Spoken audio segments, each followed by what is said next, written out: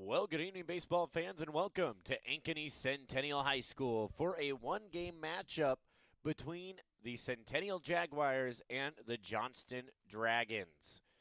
I'm joined on my right-hand side by my father and color, announcer, music. Am I missing anything? / PA, that main Yeah, job I'm well, supposed to have. I said announcer. I said color announcer, I guess. So, yeah, Yes. and the regular PA announcer. Not like you have anything to do. Keeps me busy.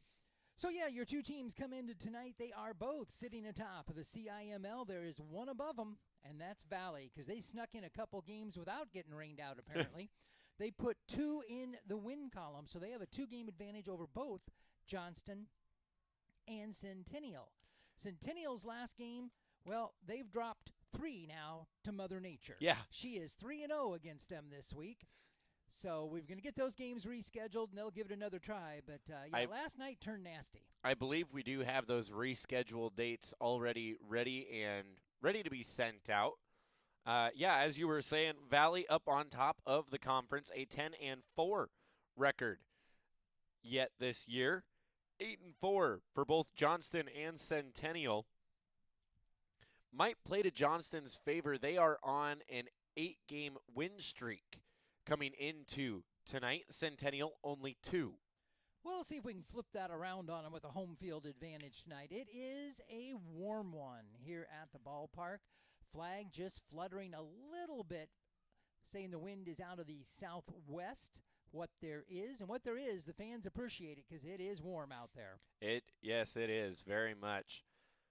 And we saw, speaking of an 8-game win streak, Pleasant Valley came in here, the Spartans. They were on a 10-game win streak. And what did Centennial do in game number 1? They upset them. So Pleasant Valley and Johnston kind of along in that same boat of the win streak. Let's see if Centennial can keep the breaking happening. Well, it should be nice to throw a wrench into their plans here, but always bring in a good team. It's always a good battle between the two. We'll see how tonight shapes up. On the mound for the Jaguars, it's going to be Will Morris gets the ball for the start tonight. So a little bit of good news. Will is number 1 in the conference with amount of wins. He has 5 wins in the back pocket this season. Puts him atop the CIML conference. He's number 3 in strikeouts with 37. And he's number 1 in innings pitched, 31 2/3. So those are some stats on Mr. Morris, who will take the bump. He comes into tonight with a 1.63 ERA.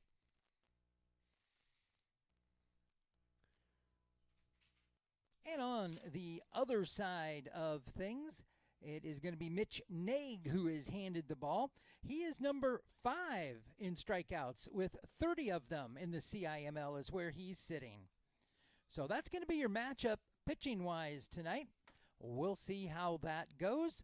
Also taking a look at the Dragons, your man to keep an eye on, Max Minks, number 5. He's been at the plate 66 times for the Dragons.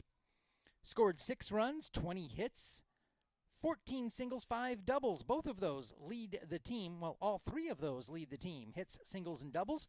And he also leads the team in RBIs with 16. So I guess Johnston may go the way number 5 goes.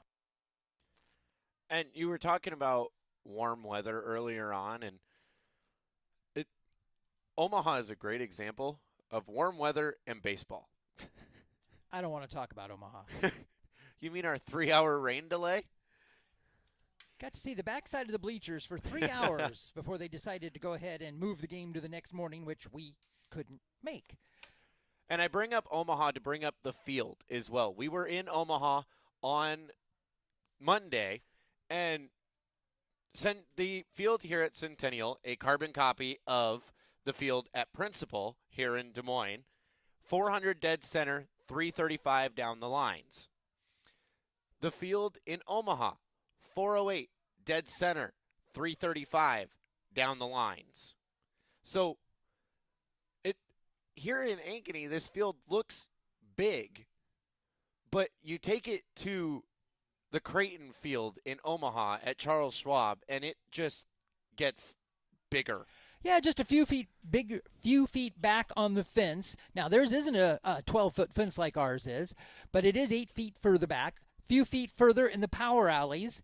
Yeah, sitting in the stands, we were talking about how big that field looks and realizing it's the same thing we're looking at right now, just a completely different perspective with a stadium built around it. So the stadium effect plays a big part in how a field feels.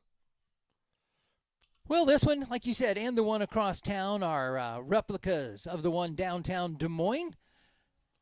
Used to give them an advantage in the state tournament. Well, no longer does. When they went to Principal Park to play that, yeah, it was kind of like playing on your home field, dimension-wise anyway. Yeah. Surroundings were a little different. Again, that's where we talk about that stadium effect of being at home at your field in Ankeny versus going to Des Moines and playing at Principal Park. You go from having your bleachers here that wrap just to the edges of the backstop, and then you go to Principal Park and you have seating all along the foul lines. Yeah, it's kind of what wraps around it, I guess, that gives it the character and what it feels like and what it looks like, because it was very strange to sit there and think, this is the same as what we do here. We have a completely different view here from behind the plate calling it, and just not as much around. But yeah, it was great right up until that rain happened in the bottom of the third. And we got to see 3 innings on Monday. Now, they were a busy 3 innings, 8 runs scored in those 3 innings. Very much a busy 3 innings. And LSU went on to win that one when they resumed on Tuesday morning, and they punched their ticket last night over Arkansas into the finals starting on Saturday. Against Coastal Carolina. So the SEC powerhouse versus the Sun Belt Conference.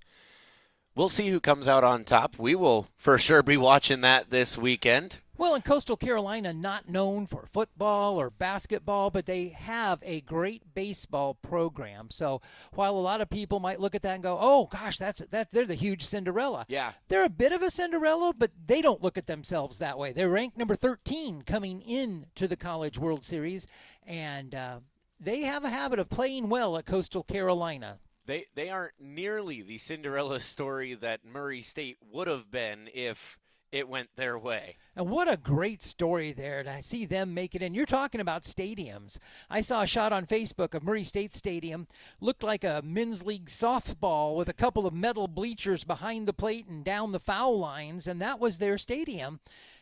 And they got to go to the College World Series in Omaha, go to Charles Schwab Field and experience that. Now, they didn't have a good trip, but they got there. That, again, stadium effect. Going from your home field, which could be a Little League ball field for comparison, and then going to Charles Schwab, which is full-blown stadium. Yeah, it was a great story. And out of the Missouri Valley, of course, so great to see them get there. Wish they'd have put one game in their back pocket, but not this time around. They were the to and through one of those, along with Arizona.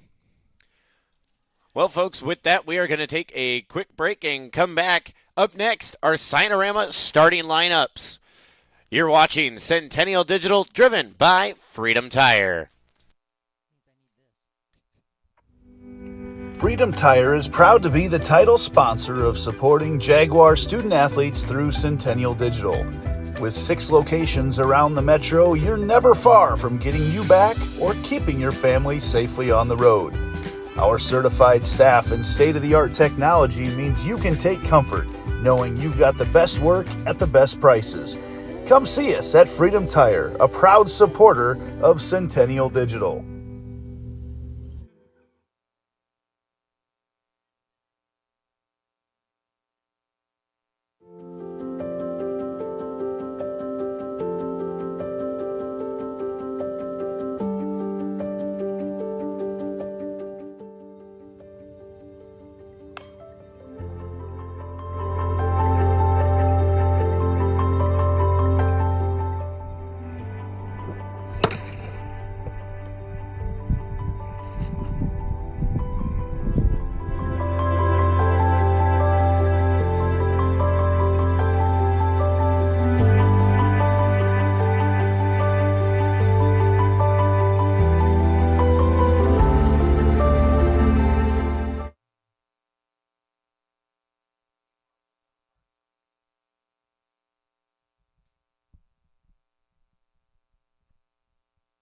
Welcome back to the ball field here at Ankeny Centennial High School. Once again, Johnston versus Centennial.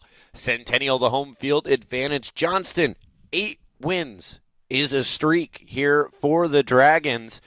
Coming into tonight, Johnston, the number 5 team in 4A baseball. Centennial, 8. And the coaches and umpires meeting around home plate as they get ready to go. When they're done, we will welcome Aiden Scott to the field. Our first pitch tonight being thrown out by Aiden. So are they talking about the 10 dual commandments up at home plate right now? I'm thinking they're saying, man, I'm hot. How about you? Kind of warm? Oh, yeah, I'm kind of warm, too. Let's move this game right along. You want to settle on 10 paces fire or 20? We'll take it how many it gets to the dugout. Once again, folks, coming up right after this, the Cinoramas Ankeny starting lineups.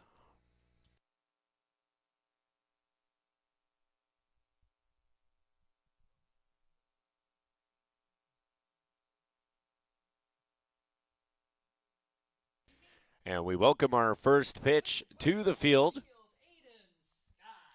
And Aiden Scott going to work his way out.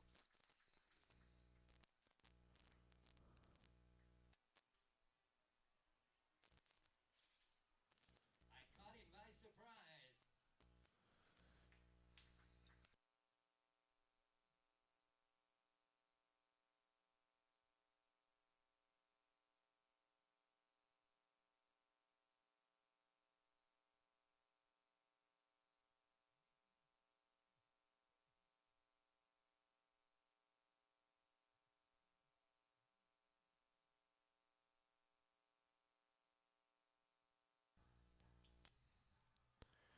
Sean Lynham giving him the pep talk. Aiden, let her rip anytime you're ready.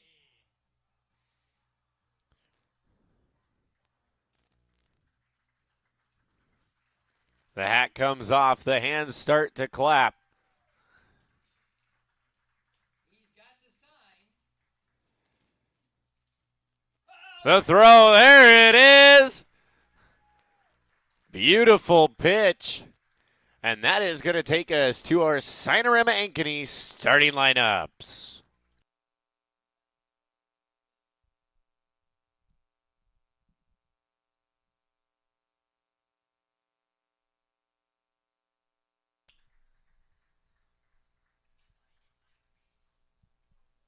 Well, good evening, folks. Welcome to Ankeny Centennial High School for tonight's CIML matchup. Our visitors this evening are the Johnston Dragons. And your Centennial Jaguars.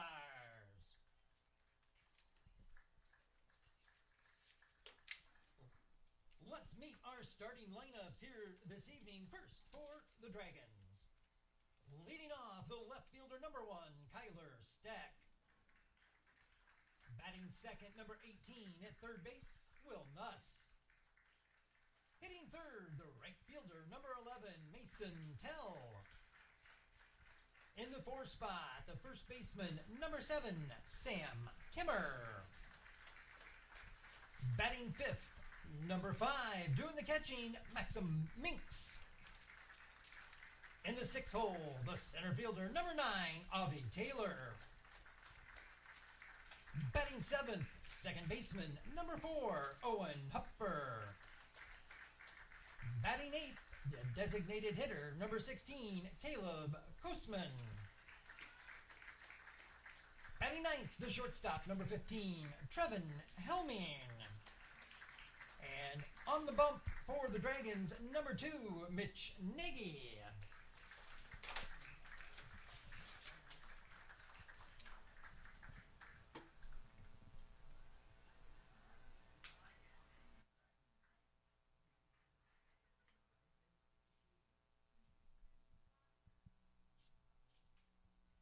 And now, the starters for your Centennial Jaguars. Leading off, the shortstop, number 1, Isaac Brule. Batting second at second, number 28, Will Nessler. Batting third, number 7, doing the pitching, Will Morris. the cleanup spot. He's in right field. Number 24, Cohen Bullwinkle. In the 5-hole, the left fielder, number 8, Reed Anderson. Batting 6th, wearing number 2, patrolling center field, Jackson Reed. Hitting 7th, first baseman, number 26, Grant Crowner. Batting 8th at third base, number 13, Eli Starr. And batting 9th, the catcher, number 16, Brecken Miller. Michael Barta, the head coach for the Dragons. Mark High for the Jaguars.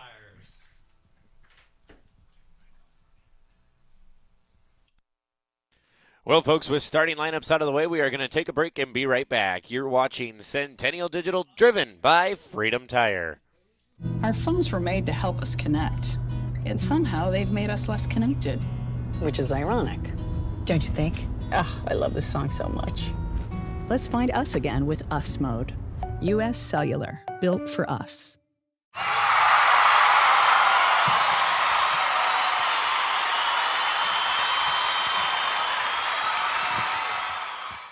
My real estate team knows that sports and extracurricular activities contribute to a well-rounded education. As an Ankeny mom, I have seen how important they are for success in school and beyond. I've been helping families here for over 20 years as a realtor, and I know that our schools and community activities are second to none. That's why people love to call Ankeny home, and that's why I am a supporter. If I can help you or anyone you know find the perfect home in Ankeny or the Metro, let's talk.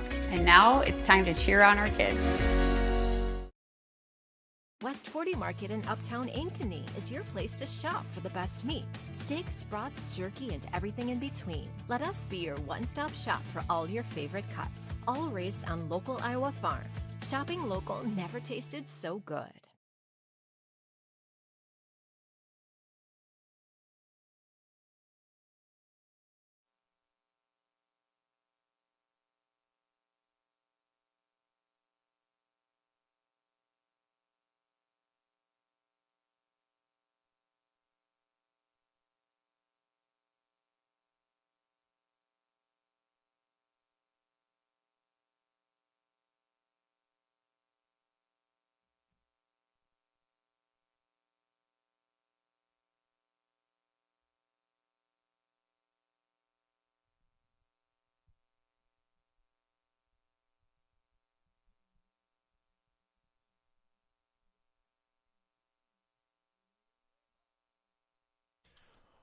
Well, folks, we welcome you back here to the ball field at Ankeny Centennial High School in Ankeny, Iowa, for a matchup in the CIML, the Johnston Dragons and the Centennial Jaguars getting ready to go to battle for one game here tonight.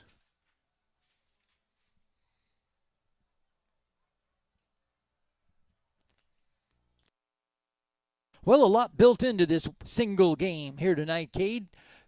We mentioned earlier, top of the standings. Somebody wants to keep up with Valley tonight, get that one extra win, and somebody else, well, they take a step in the wrong direction. So we'll see what it is as Dragons are getting ready to come to the plate. It'll be Isaac Brule. No, it won't. How about Kyler Steck if we get the right team hitting? So Kyler Steck going to lead it off for the Dragons. Looking around the field, Will Morris on the bump for the Jaguars. Brecken Miller back behind the dish.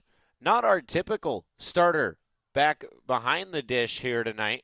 Grant Crowner over at first. Will Nessler holds down second. Brule at short. And Eli Starr over at third. And looking around the outfield, nothing changes due to typical. It's Anderson, Reed, and Bullwinkle, left to right. 83 degrees, feels like 85, and it'll be a 7:15 first pitch.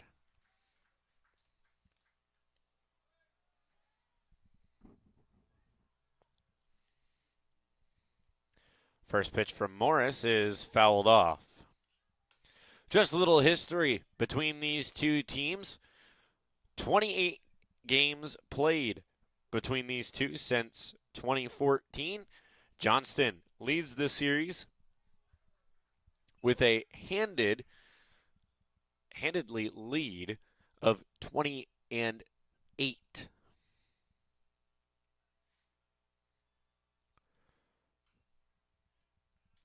That being said, of the last 5 games between these two teams, Centennial has won 4.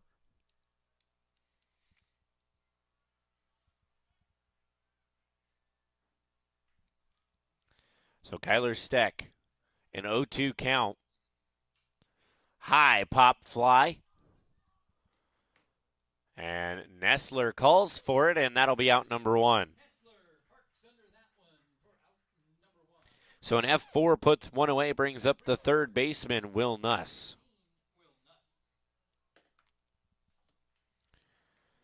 Nuss coming into today, a .274 hitter on the season.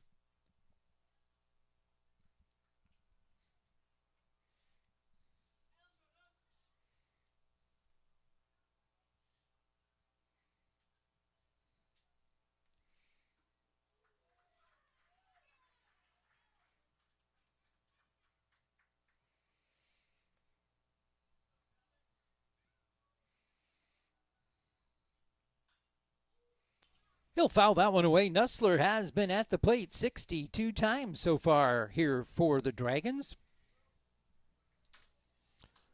Will Nuss, one of the returners to the Dragon lineup. One of 3 in the lineup here today. And Starr will make the play over at third, and that'll put 2 away. Brings up Mason Tell.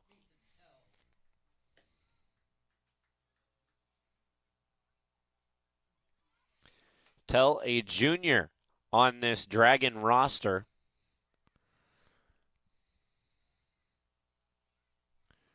Fouls off the first pitch. And on the other side of the ball, Mason is tied with Avi Taylor for the best fielding percentage at 1,000. So haven't had a bobble yet. So those two, perfect fielding percentage. And I'm looking at the history between these two teams. They have played once this year. The CIML has the doubleheader at one, single game at the other. So they play a doubleheader at one of the teams' home turf, in Johnston's case, quite literally home turf, and then you play a single game at the other team. They've played Johnston twice already this year in a doubleheader at Johnston. Centennial taking both of those, 6-1 in the first game and 6-3 in the second game, as Tell lays that one right in the gap, and he's going to go for 3 here. And he'll be safe. It'll be a triple for Tell.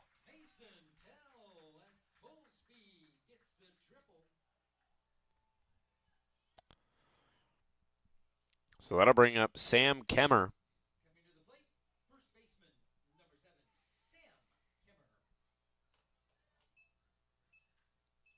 And that was just great hustle out of Tell. He was going from the time he got out of the box, did not hesitate at second base. He turned and kept going. Centennial maybe just a little nonchalant getting that one back in, and it cost them a base as he's at third. Yeah, great running from Tell on that. The wheels were on as soon as the ball left the bat.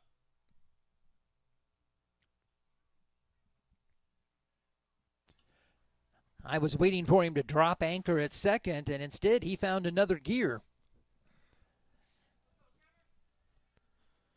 So Sam Kemmer, the batter. And that one finds the outside portion of the zone, makes it 0-2. Unless you're wearing purple and yellow. Well, and then it missed. There is that, I guess. 0-2. Misses down low.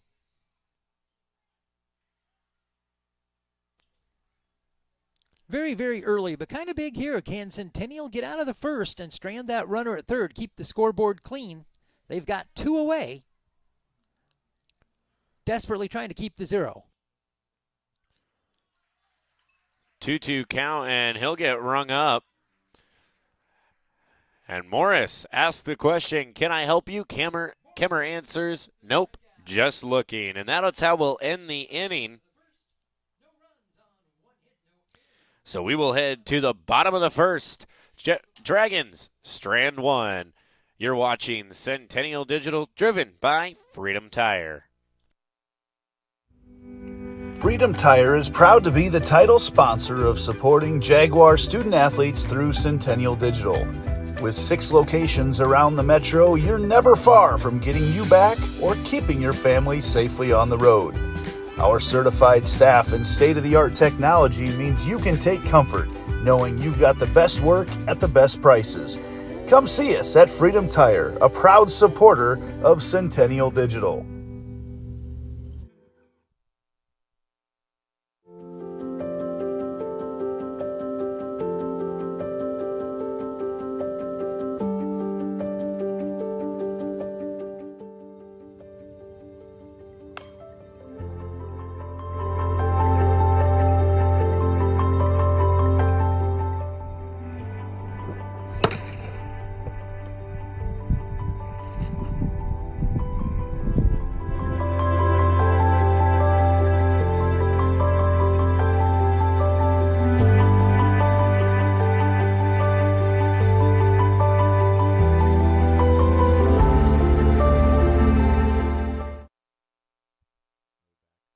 So when an athlete walks into Nick Drosh Fitness, the one thing we want them to know is that this is...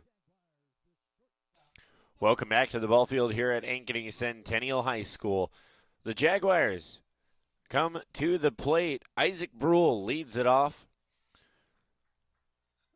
Listed as a switch hitter. I don't think we've seen him switch hit once this year. Not so far. He is sticking to that right-handed swing, and he'll take a cut at the first one and come up empty. Brule hitting .306 coming into tonight. 62 at-bats, leads the team in the box. And we were talking on the break. I mentioned it. Home turf.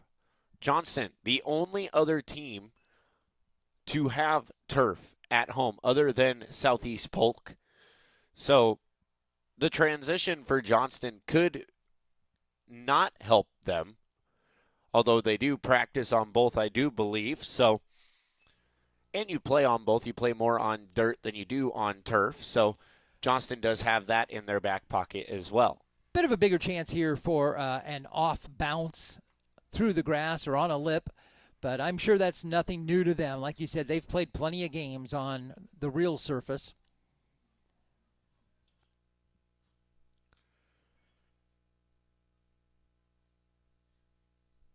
And I know there may be an unspoken kind of rivalry between these two teams. A few years ago, the Dragons taking the Jaguars out of contention. We were at that game for a sub-state championship quite a few years ago now, it seems, that a call it home plate was how it ended, and it was a controversial one at that. As Brule will get rung up for out number 1. Brings up Will Nessler, the second baseman.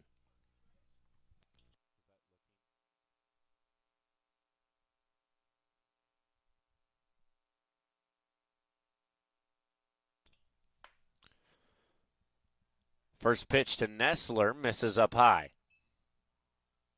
And they have Nessler shaded big time to the right side. The shortstop almost directly behind second base. So big hole between short and third if Nessler can find it. And he's going to pop that one up and out of play.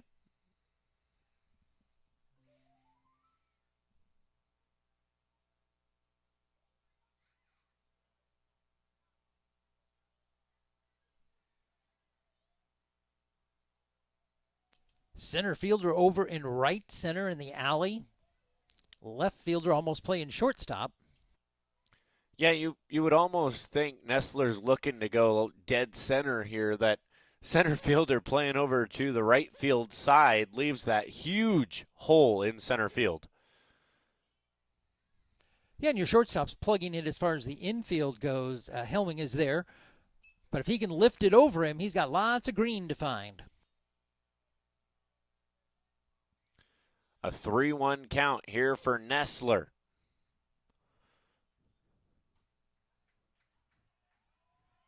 Nestler thought he had it. And Blue told him, yeah, that's strike 2. Very slow on the call there. But Nestler steps back in. So now the payoff pitch here to Nestler. And that one's going to be high and tight. Ball 4.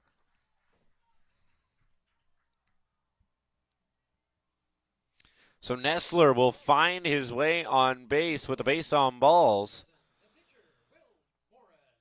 Brings up Will Morris. Listed on the sheet tonight as the DH and the pitcher.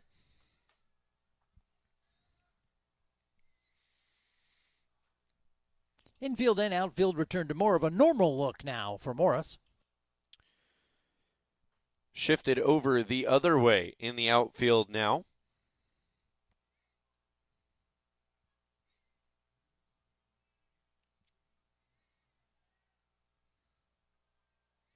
I'd say that's a good 50-yard gap between the right fielder and the center fielder. Center fielder now playing over to the left field side. And Minks tries the back pick down at first on Nestler. He gets back in safely. Kimmer had the ball pop out of his mitt. So they're keeping an eye on him down there.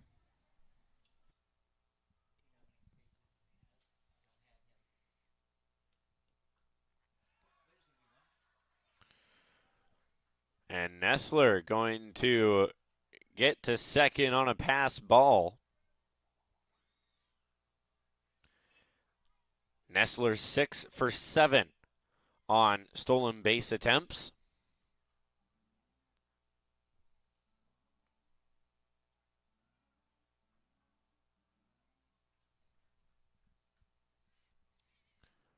Morris at the plate. 472 hitter on the season. And he is above 500 on the on-base percentage. And that one catches the letters across the chest.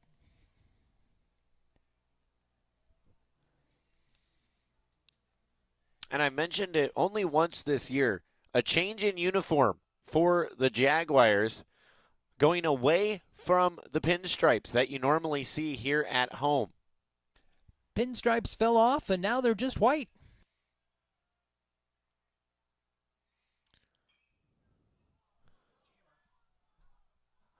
High fly ball going to be tracked down by Hupfer. And that'll be out number 2.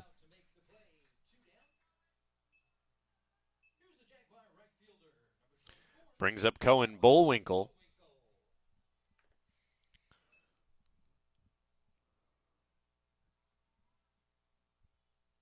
So Nestler still stands on second. Bullwinkle at the plate. We've got 2 outs, and we've seen Bullwinkle do it before. Does he show bunt here on the first pitch?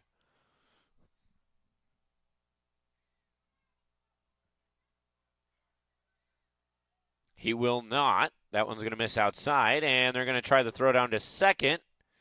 Nestler back safely. That was a nice throw down by Minks. Nestler had wandered way off that bag, and Minks didn't hesitate. He cocked the arm and let it go, and Nestler scrambling back in head first.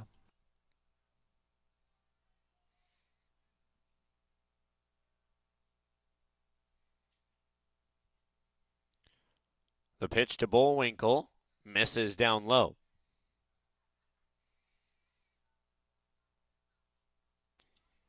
Nestler drawing a lot of attention on the base paths. He was over at first, and he continues to do so at second.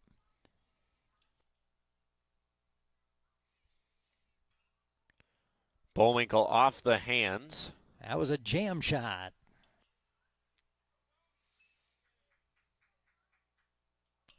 You can break out the peanut butter to go with the jam.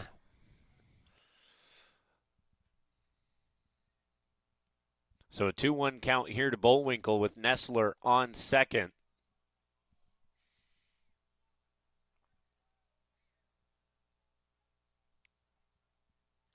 Here's the pitch. Misses down low, 3-1. Well, I got to say, that one looked pretty good. It did. Right down Main Street. 3-1 count in favor of Bullwinkle. And he's going to get contact with that one. And he's going to be safe over at first.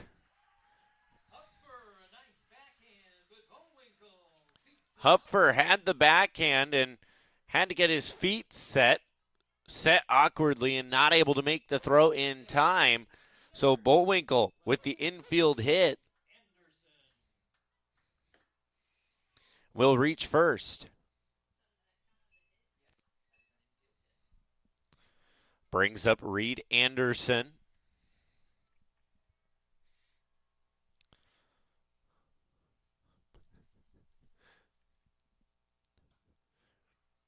Saw Nessler scrambling back to his lead. He was getting something from Lynham, and then all of a sudden, I should probably be where I can get back to the base on time. Continuing his antics, he's walking toward the dugout, clear off third base, then runs down the line, hit the brakes, and backtracked.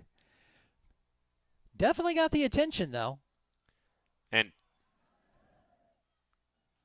did not hit him. I don't know how it didn't, but apparently he got out of the way. Anderson got rid of the bat, and he must have taken the blue pill. He's in the matrix right now, missing that one.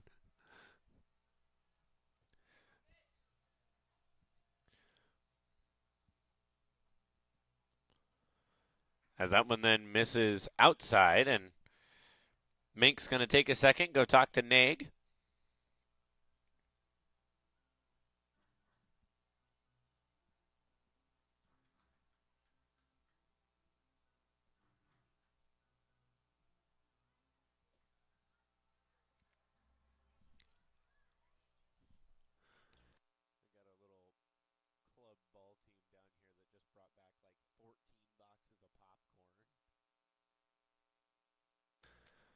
And a pickoff attempt to third. Well, that makes it complete. They've tried to get Nessler on every single base as he's made his way around. But very interesting. He's stepping off of the bag toward the Jaguar dugout and then runs at the pitcher. Yeah, he is all the way out on the grass about 2-3 steps and then walks back towards the line. And that one's outside, and that'll walk the bases loaded.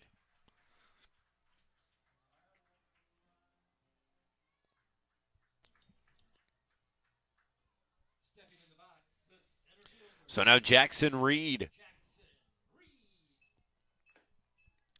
steps up to the plate.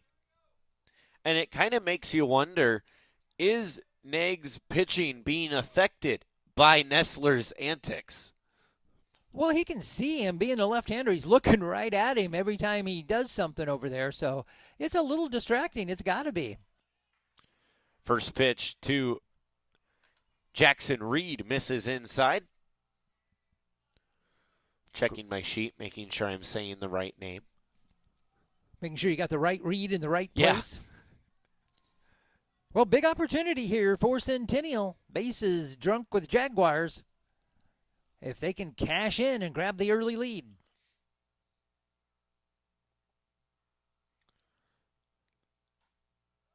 That one finds the top portion of the zone. Makes it 1-1. Yeah, that one was letter high or in that area.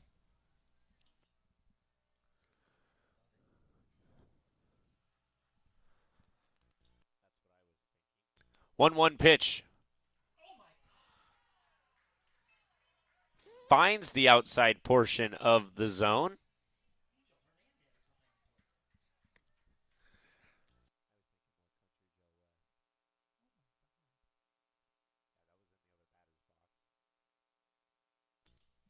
So now a 1-2 count here to Jackson Reed. Bases loaded. And he will swing away at that one, and that'll be out number 3. The Jaguars strand them loaded, and we will head to the top of the second. Still no score. 1 hit each. You're watching Centennial Digital, driven by Freedom Tire.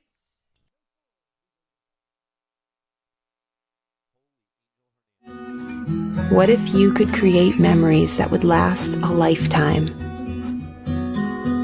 That would be pretty cool. Well, now you can.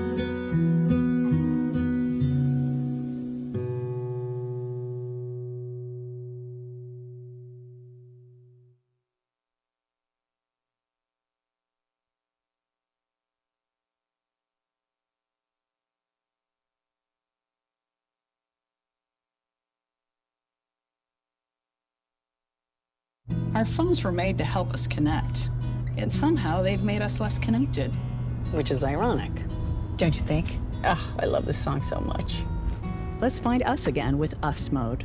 U.S. Cellular, built for us.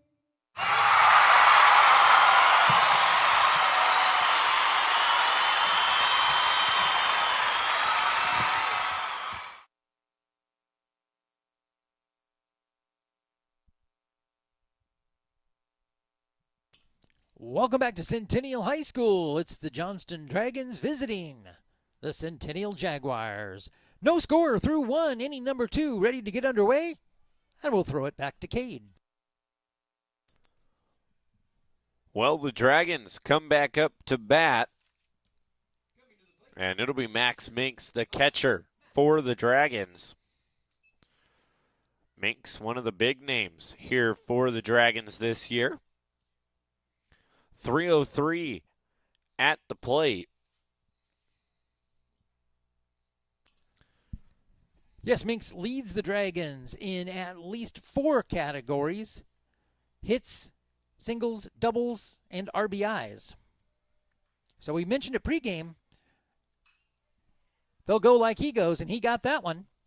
And that'll be right to Jackson Reed out in center field, and that'll be out number 1. Brings up Avi Taylor, the shortstop, or the center fielder, excuse me, a sophomore here for the Dragons. The Dragons, 3 sophomores in the lineup here tonight. I believe it's in the batting order. We have 3, 3, and 3. 3 seniors, 3 juniors, 3 sophomores. Beautiful breaking pitch out of Morris. Started it right at the hitter and dropped it in the zone.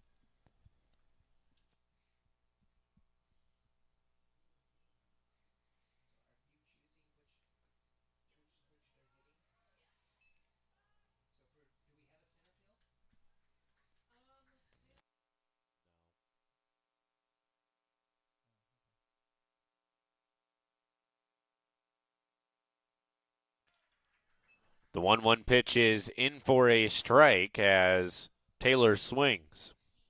How was that breaking ball again? And Taylor came up empty on it. 1-2. And that'll be a put out for out number 2. So Morris, 2 strikeouts on the night so far. That'll bring up Owen Hupfer, the second baseman for the Dragons. Hupfer also a sophomore. And a good job out of Morris there. He had Taylor on the ropes. He'd missed 2, so he just moved that one off the plate a little bit more for the strikeout. First pitch finds the outside portion of the zone for strike number 1. The 0-1 pitch swung on, strike 2. And Hupfer behind on that one as Morris got it by him.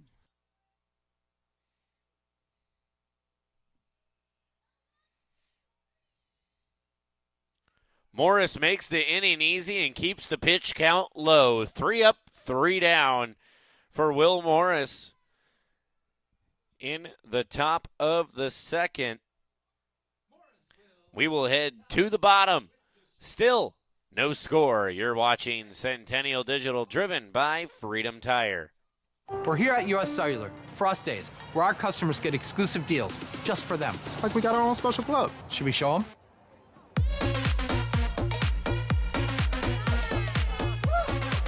Get $1,200 off any phone plus $500 off any tablet. Us Days at US Cellular.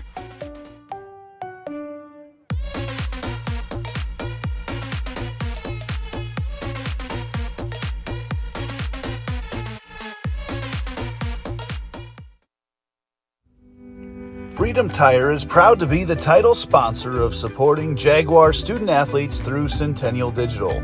With 6 locations around the metro, you're never far from getting you back or keeping your family safely on the road. Our certified staff and state-of-the-art technology means you can take comfort knowing you've got the best work at the best prices. Come see us at Freedom Tire, a proud supporter of Centennial Digital.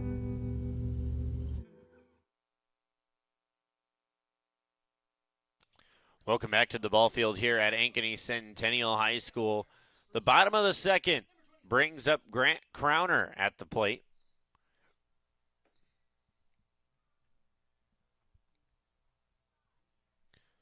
An unfortunate ending to the bottom of the first. Jaguars stranding 3 as Crowner is going to make contact with that one, and it's going to be in the glove of Avi Taylor in center.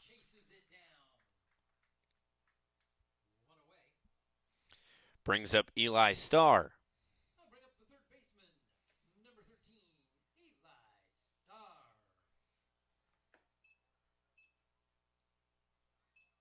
Great job on Taylor out there getting on his horse into the alley to track that one down. Looked like Crowner might have the hit, and Taylor took it away. Well, they're playing Starr straight up here. They're also playing him very shallow. The outfield way in on the number 8 hitter for the Jaguars. The 1-0 pitch misses outside. 2-0.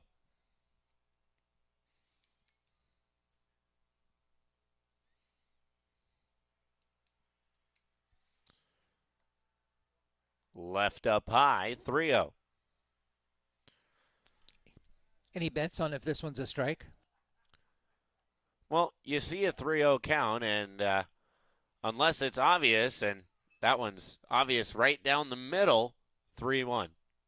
Usually if it's anywhere close on 3-0, you get the 3-1. It's a gimme pitch. It's like a gimme putt.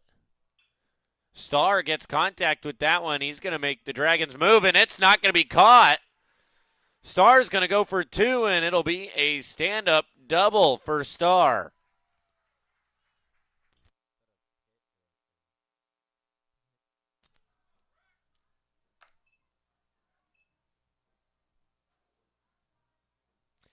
So playing shallow did not work for the Dragons in this one. And that'll bring up Brecken Miller. Well, Starr made the Dragon defense pay for being in so shallow as he drove that one over Steck's head out in left. He was trying to get to it just over the edge of his stretched out glove. And the Dragon outfield shaded to the left field side. Holy cow, that one was close. Miller, second Jaguar, I'm not sure how he's gotten out of the way.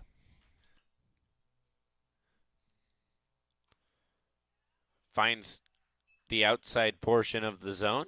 Well, after buzzing the uniform, he went to the outside portion and snuck the strike across. Inside-outside mind games. 1-1 count. Low and away. He thought about that one. Nice job holding up out of Miller.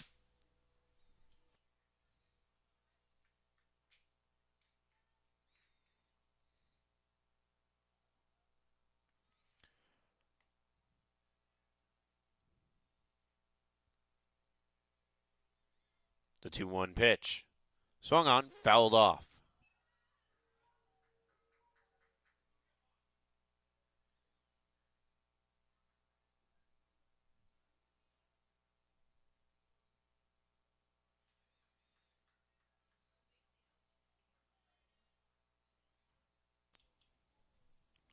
Well, Miller asking for time, stepping out and quickly back in.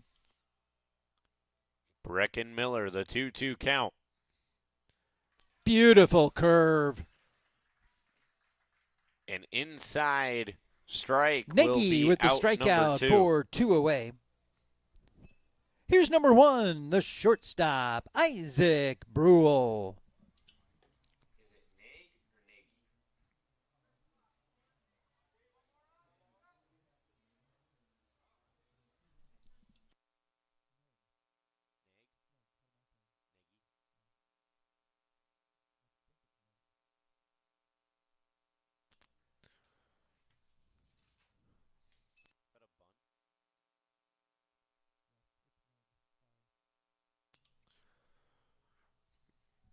Brule fouls the first pitch off, 0-1.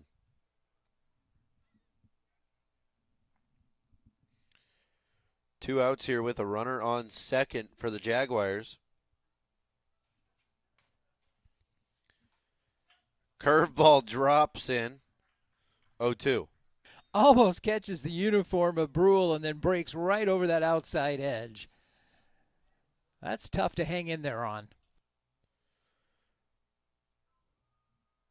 So now it'll be an 0-2 with 2 away. Mink setting up outside, and it'll be a dribbler. And it'll stay fair. So all runners the way down the line, hits the base. The Dragons were waiting for it to roll foul, and it just didn't. That'll put runners on the corners with a hit for Brule.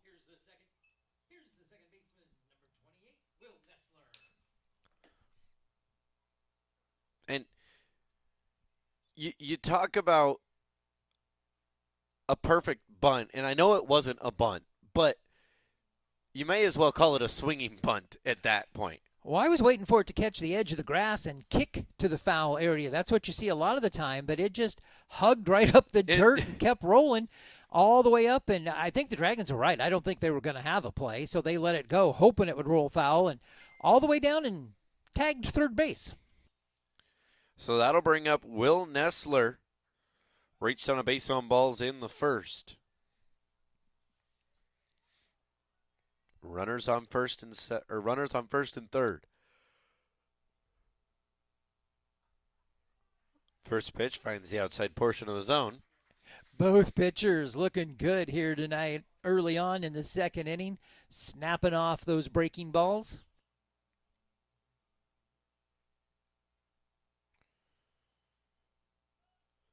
The 0-1, Brule goes. And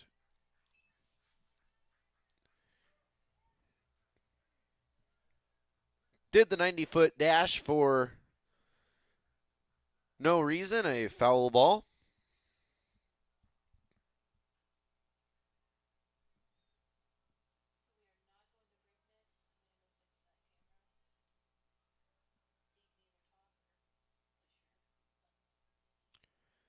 Oh, 0-2 pickoff attempt for Brule and back safely. Starr dancing around over on the third base line, much like Nessler earlier.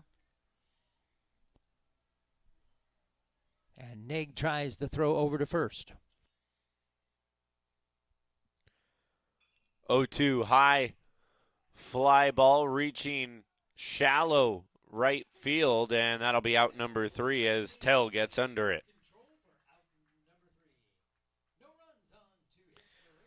So the Jaguars put up a hit,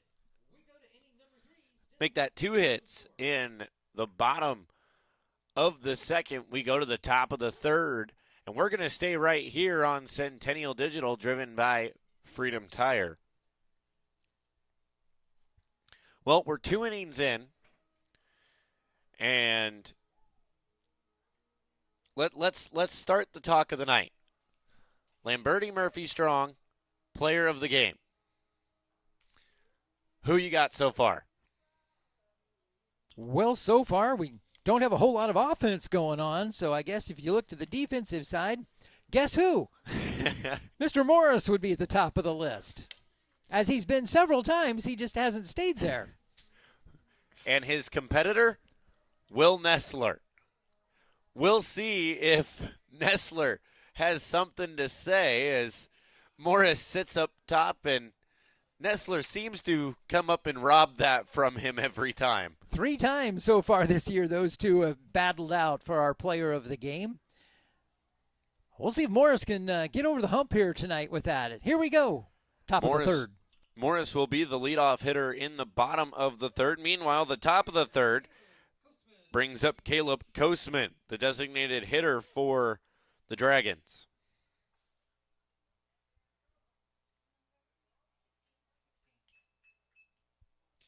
First pitch to Kosman.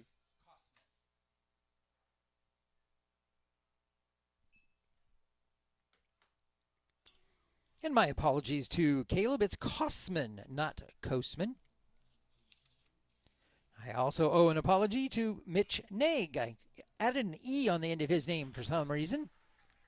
And Nessler will let that one go through the 5-hole, and Kosman will reach on an error.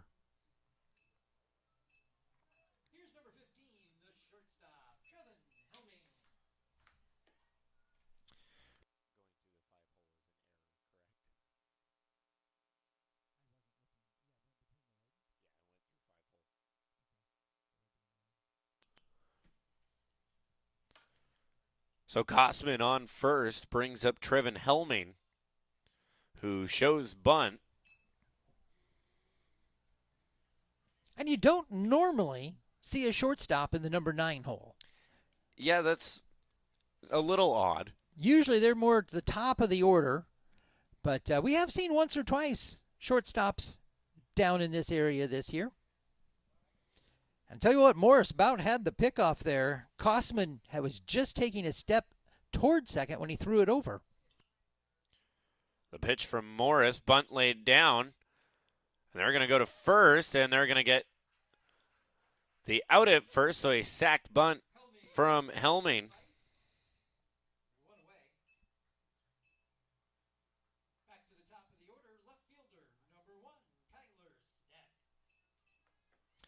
So a sack 5-3 puts one away, goes to the top of the order. Now the senior, Kyler Steck. Very nice bunt laid down by Helming. Got his bat out there, directed it down third, just like you're supposed to do. Starr thought about second for just a split moment. He looked and decided he didn't have the play and went to first. The umpire taking a second. The batters have already washed out that back line of the batter's box, and the umpire taking a second, drawing the line with his foot, letting him know, okay, the end of the batter's box is here. Well, probably can't see it, but yeah, his right foot is as far back as he can have it. For Steck.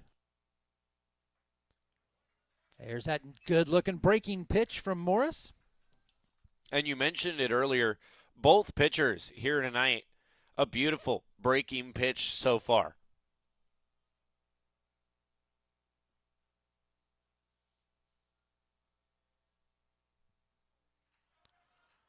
And it's going to be a drop third strike, and they're going to get the out at first. Runner stays at second. Coming to the plate, third baseman, number 18, Will Nuss.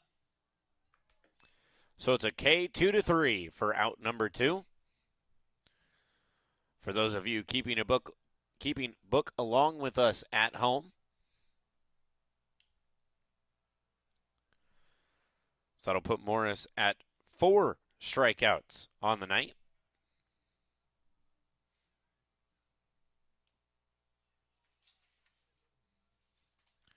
Morris steps off, gets reset. And we talked about he came into tonight number 3 in the CIML with 37 strikeouts. Up high, strike 1. So he'll add a few more victims to that list.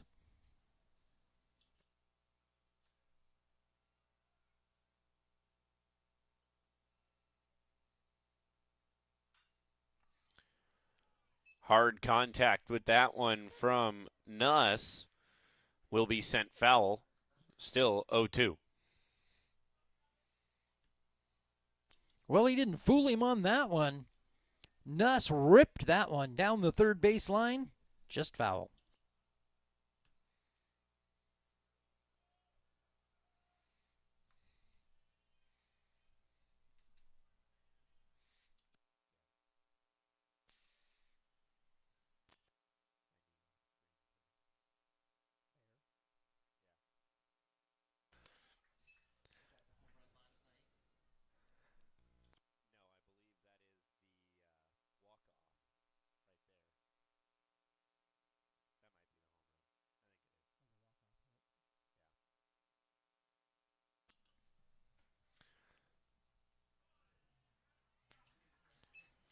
Down in the dirt from Morris. Nice stop by Miller.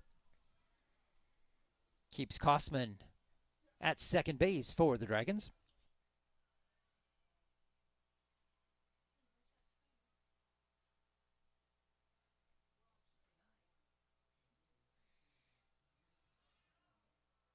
And again, Miller coming up big behind the plate. Kosman thought about it as it bounced away from him, but thought better and retreated to second. 2 outs here for the Jaguars. They need one more to get out of the inning.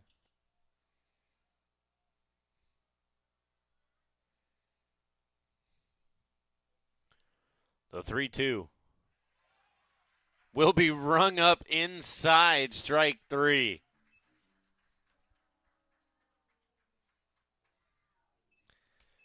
So Morris will take care of the final out with him looking, and we will head to the bottom of the third. Still zeros. You're watching Centennial Digital, driven by Freedom Tire. All the pets in Ankeny can't wait to see us at Heart of Ankeny Animal Hospital. Located just south of Uptown, our family-owned and operated practice has yearly plans with monthly pay options. Your dog or cat can get routine and preventative care before you may ever even know they are sick. From dental care to x-rays to our own pharmacy, we love them like our own. Your pets are our pets at Heart of Ankeny Animal Hospital. Look, here's a phone company who wants us to use our phones less. That's ironic. Yeah, but in a good way. Let's find us again with Us Mode. U.S. Cellular, built for us. It's a free ride. But I already paid.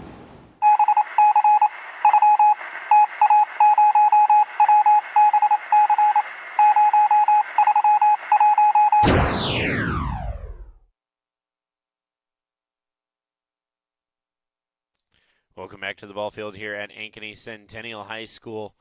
Will Morris steps up to the plate, doing the pitching duties here tonight.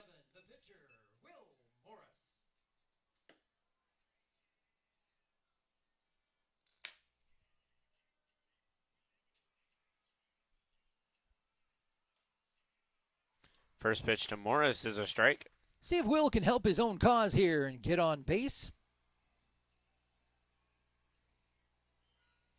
Popped up to the second baseman last time. That Nice one big break on that one, just left upstairs. looked like it missed a little inside as well.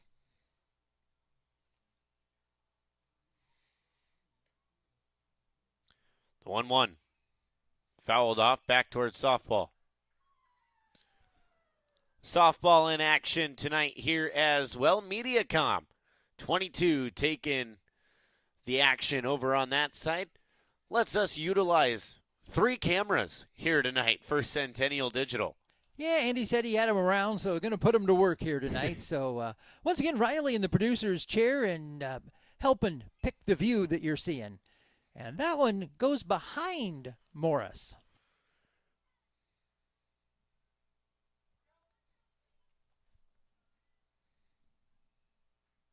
And it is to be said, this is a pitcher-pitcher duel, both at the plate and on the mound, as that one will miss outside. Minks tried to steal it for him, but he had to reach too far to pull that back into the strike zone to fool the umpire.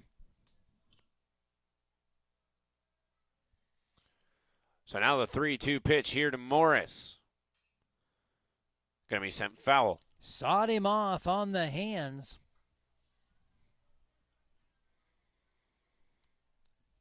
Felt like he needed to protect, so he took a cut at it. Good thing it went foul. So a new life here for Morris.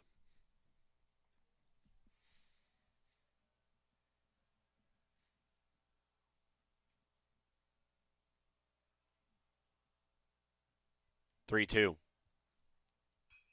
Back up the middle, and it's going to end up a base hit.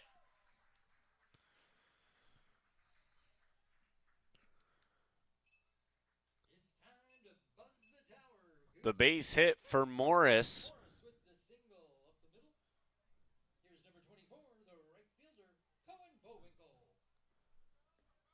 And it looks as if not only is Morris on the mound and at the plate, he's doing his own running. He is determined to go after that player of the game. Bullwinkle. Except that was an oops. And it'll be a line drive to Hupfer, will turn into a double play.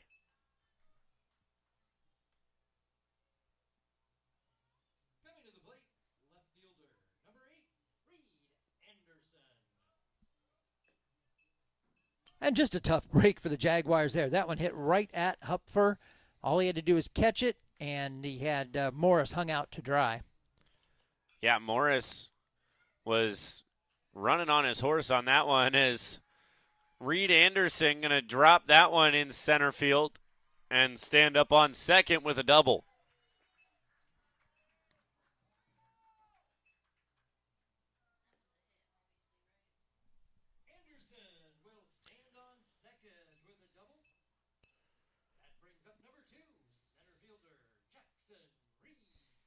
So now Jackson Reed.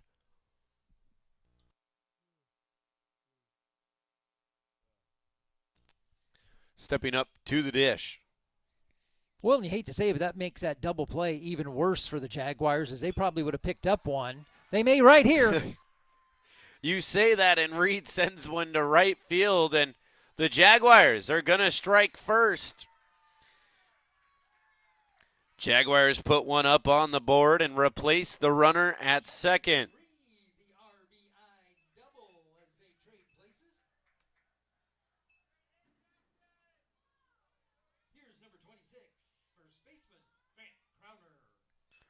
So now that'll bring up Grant Crowner, the first baseman.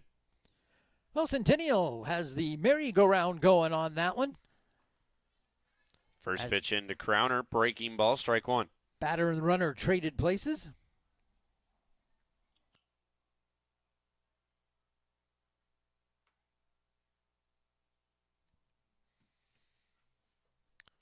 Inside, 1-1. That time he started it over the plate and broke it in on the left-hand hitter.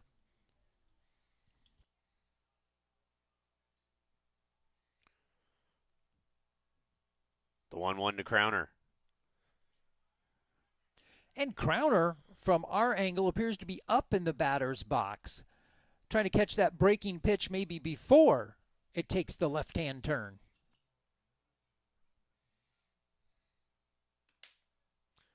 Two 2-1 will make contact, and the Dragons will make the play over at first, and that'll be out number 3. But the Jaguars hang one up in the bottom of the third. We head to the top of 4. Jaguars now lead 1-0. You're watching Centennial Digital, driven by Freedom Tire. Dear Cable Internet, I've met someone I can rely on, who moves my speed and is okay with how much I work. I'm sorry, but US Cellular Home Internet and I just have a stronger connection. Get connected with US Cellular's home internet for just $39.99 when bundled with a wireless plan, plus a 3-year price lock guarantee. US Cellular, built for us.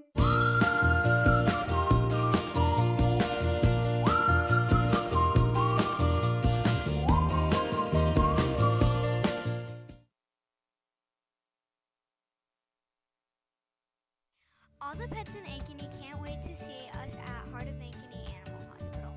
Located just south of Uptown, our family-owned and operated practice has yearly plans with monthly pay options. Your dog or cat can get routine and preventative care before you may ever even know they are sick. From dental care to x-rays to our own pharmacy, we love them like our own. Your pets are our pets at Heart of Ankeny Animal.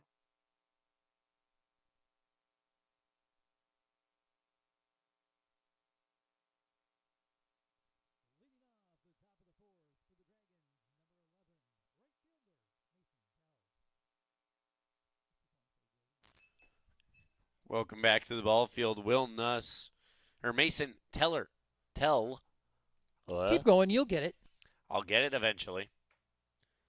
The umpire having to establish the batter's box once again.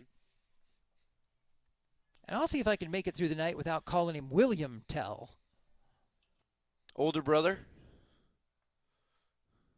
No, just what wants to roll off the tongue.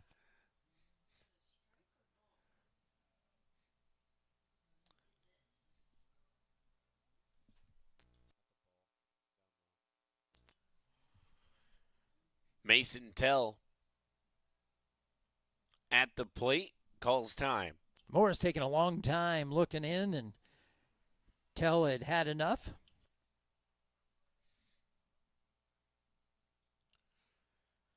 That one finds the bottom portion of the zone, 1-1. What is this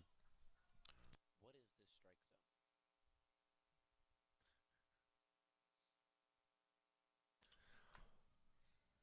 Now Morris going to be the one to step off. I'm not sure if we got communication issues or just some gamesmanship going on. High bouncer over the head of Morris, and that's going to be a base hit for Tell. With a bouncer back up the middle for the base hit. Brings up Sam Kemmer, the senior first baseman. Number 7, Sam Kemmer.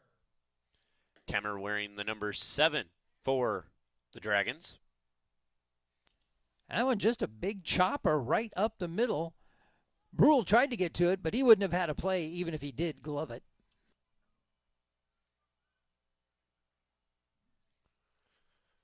Jaguars playing straight up defense.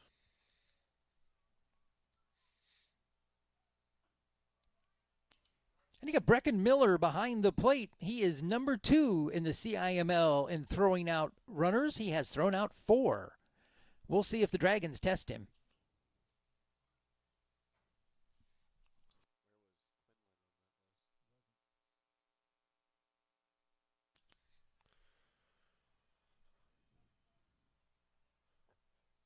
One-0 pitch.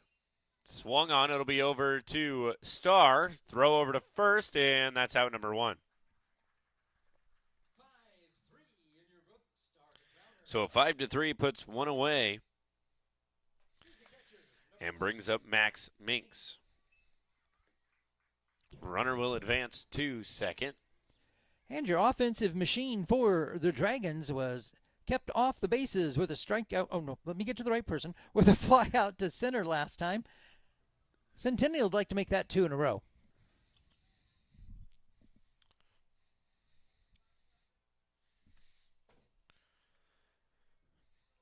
And I will mention Morris has kept a minimal number of batters on the base paths here in this one so far. Drops that one on the outside edge for strike 1. First inning, he sent 4 to the plate. Second, he went 1, 2, 3. Third, 4 to the plate again. And we are at 3 to the plate here in this one. In the top of the 4th. No breaking ball there. That was the gas. Morris reached back and let it go.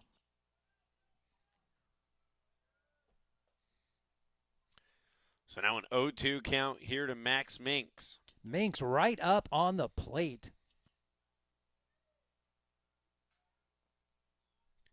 Saw a weird motion from Minks there. I believe that was him swatting bugs out of his face as he fouls that one back. definitely making sure he can cover that outside part of the plate if Morse tries to backdoor one in there.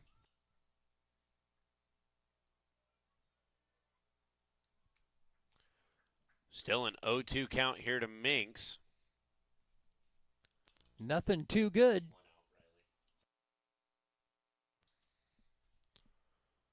That one's going to be down low. Ball 1. Well, good pitch to try to get him to chase. You're up 0-2. Don't show him anything good. See if you can get him to go after something out of the zone. Well, especially with the stats that Minks has this season, you really don't want to show him much of anything that's hittable. 1-2. It'll be over to Crowner, and it'll be a 3 unassisted for out number 2. Runner advances to third.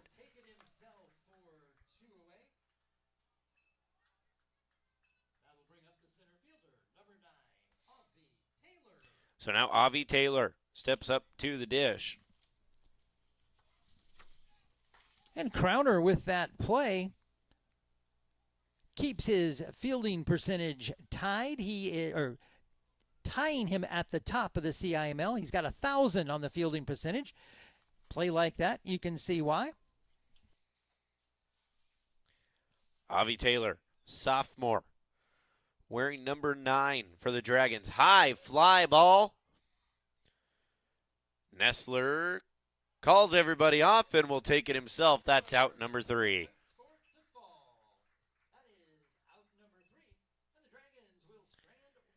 So the Dragons strand 1 on third, and we head to the bottom of the 4th. And hey, what do you say? Will Nestler enters the picture. You're watching Centennial Digital, driven by Freedom Tire. So when an athlete walks into Nick Rush Fitness, the one thing we want them to know is that this is a phenomenal community. We have the best coaching. We have the best technology.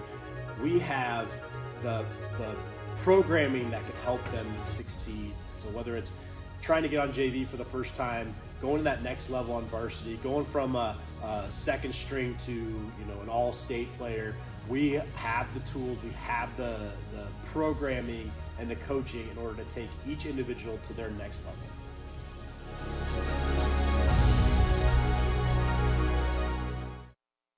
No matter how hard I try, I cannot come up with any place I'd rather call home than Ankeny. We raised our family here, so when it came time to downsize, I knew there was no place for me but Ankeny. From unique shops to incredible restaurants, there's always something new to explore, and it's all just a few minutes away. Building my home here with Caliber was one of the best decisions I've ever made. If you're thinking about making a move, let me help you find your perfect home. You'll fall in love with Ankeny just like I have. Let's talk soon.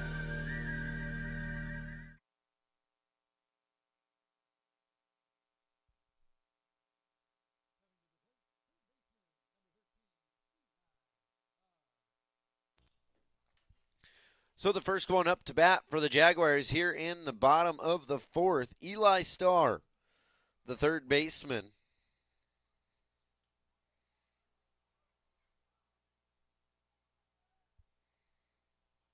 First pitch inside. Buzzing in. Away. Well, Starr burned him last time with a double over the left fielder's head, but they're where they were, so they're not buying it. The outfield plays in. And that one's going to be right to Avi Taylor, and that'll be out number 1. Taylor makes the grab for 1 away. Here's the Jaguar catcher, number 16, Brecken. So that brings up Brecken Miller.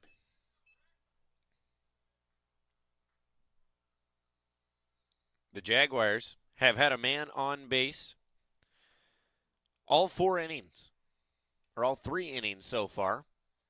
Yeah, you're wishful thinking ahead there with this inning. And Brecken Miller going to hit it over to Helming, and it'll be Helming to Kemmer for Helming out will number make 2. the play for out number 2. We go to the top of the order, Isaac Brule. Coming to the plate, number 1, the shortstop, Isaac Brule. A strikeout looking in the first, a single in the second.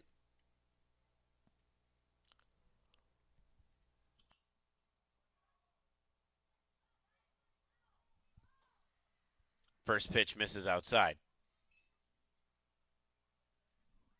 Well, there haven't been many pitches that have missed that far like that one did. 1-0. Misses down low. And that one with some movement, running away from Brule.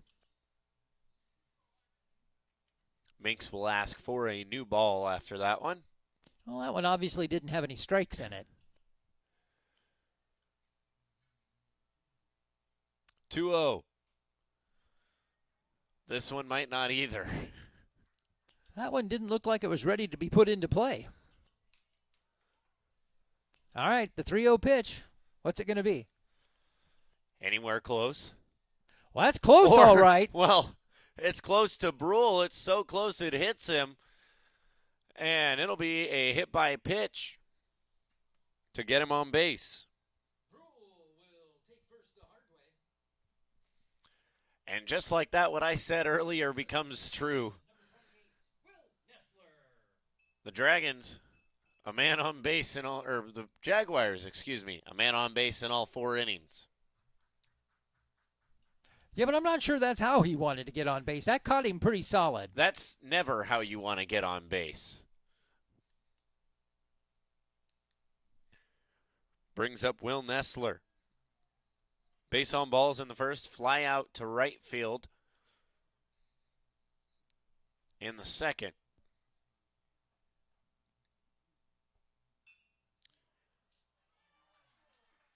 And it'll be a line out to Helming for out number 3.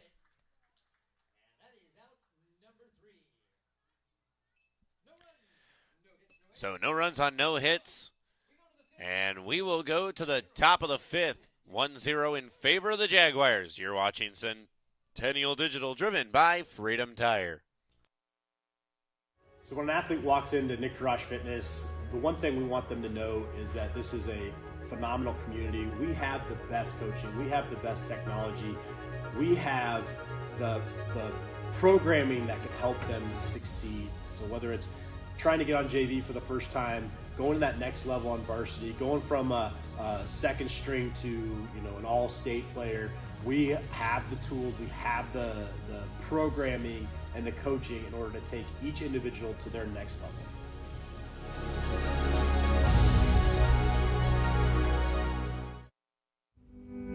Freedom Tire is proud to be the title sponsor of supporting Jaguar student athletes through Centennial Digital.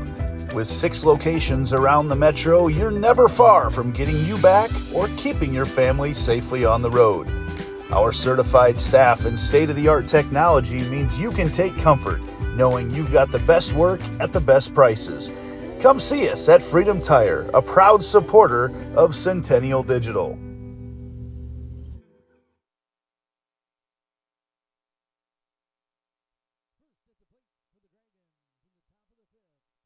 Welcome back to the ball field. We go to the top of the 5th. Dragons up to bat, down by 1. Owen Hupfer, the second baseman, at the plate. And he's greeted by one of the Morris breaking balls. Hupfer struck out back in the second, part of the 1-2-3 second inning. And that one's going to drop foul. So we talked about it in the pregame show. I'm going to go back to talking about Omaha a little bit in the College World Series. I was watching the game last night. Extremely tight game at the end. Very stressful being an LSU fan coming from behind. Great finish. But they were in the 9th, and I heard, I think, one of the best baseball quotes I've ever heard now. Not all minds are made for the 9th inning. Well, it's very true. Not everybody handles stress the same way, and that was extremely stressful. So you kind of find out who's who. And in high school baseball, that can be applied as well. We only go to 7, so you can make that quote, not all minds can make it to the 7th inning. Well, I was going to go there as well when Brule got hit. That's been a big thing at the College World Series this year, of players getting hit and being called for leaning into the pitch. I think almost every time a player's got hit, it's gone to a review to see if they They don't have to get out of the way, but they cannot lean into it. Both teams allotted 2 challenges in the College Baseball World Series. Only stalls the game for 45 minutes when you need it to quicken up. As Owen Hupfer will be sent back to the bench with a Morris strikeout. Brings up Caleb Kosman, the DH.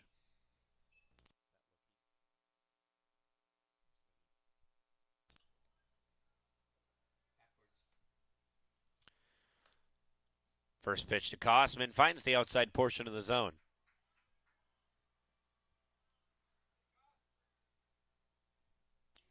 And strikeout number 6 for Morris on my scorebook.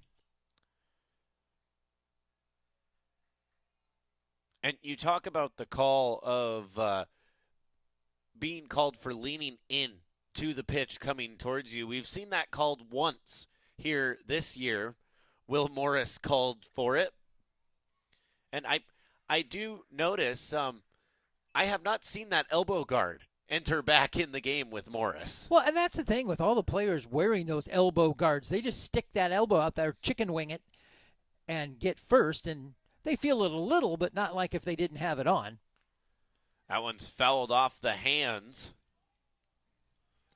And that is a part of Coastal Carolina's offense. So I think every team that's played them has made sure the umpires knew that. By now, they're very well aware of that. We will see how that plays out Saturday. We're busy somewhere, but I'm sure we'll have that on one of our devices tuned in. And that's a high fly ball to left center, and tracking it down is Jackson Reed.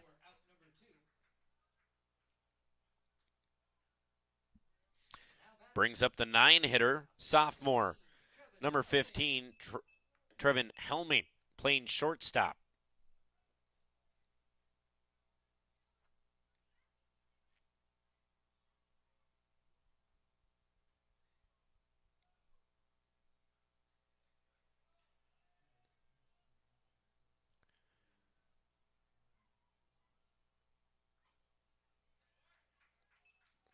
Hello, Mr. Breaking Ball. Yeah. Good to see you again. First pitch, strike, 0-1.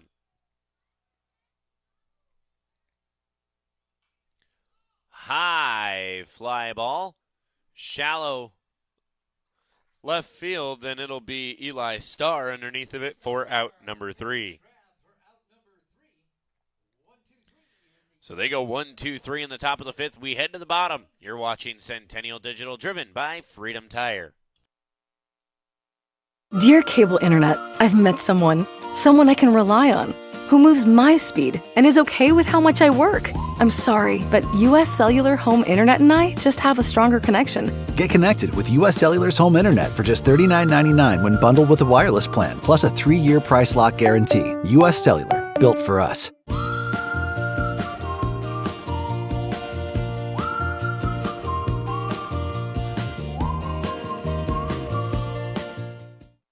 West 40 Market in Uptown Ankeny is your place to shop for the best meats, steaks, brats, jerky, and everything in between. Let us be your one-stop shop for all your favorite cuts, all raised on local Iowa farms. Shopping local never tasted so good.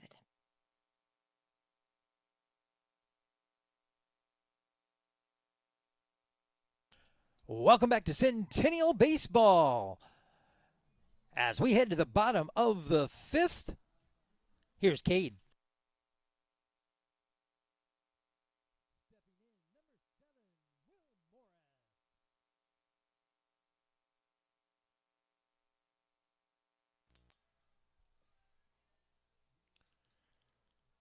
Morris at the plate for the Jaguars. First pitch finds the outside portion of the zone.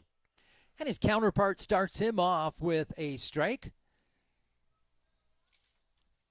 Although that one looked rather straight for what they've been throwing tonight. 0-1, misses outside. And that was the fastball low and away.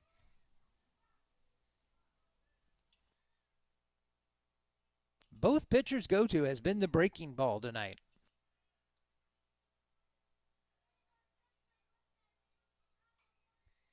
Fouled off. Just like that one.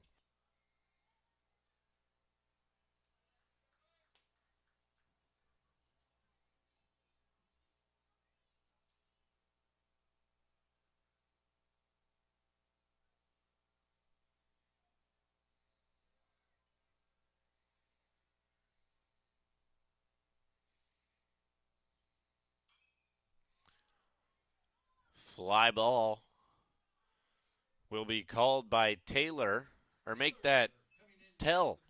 Nope, that is Taylor, excuse me.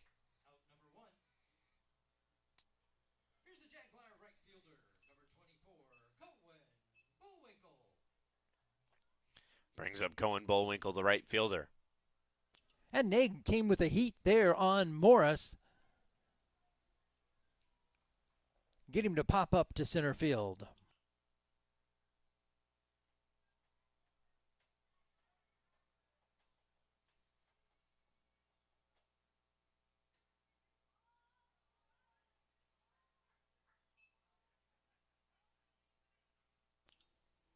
Bullwinkle 1 for 2 in the game here this evening. Got a base hit back in the first and lined out to the second baseman in the third.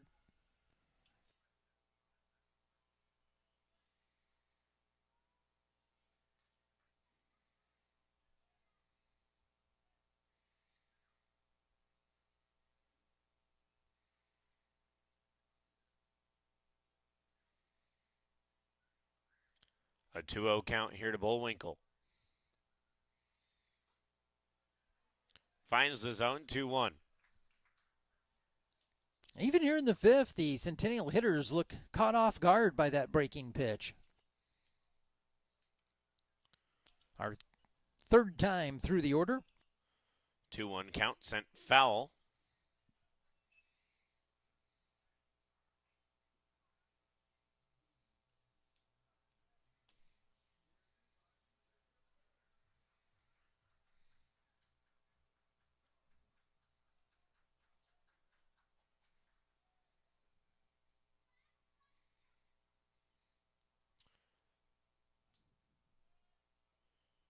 Two the count.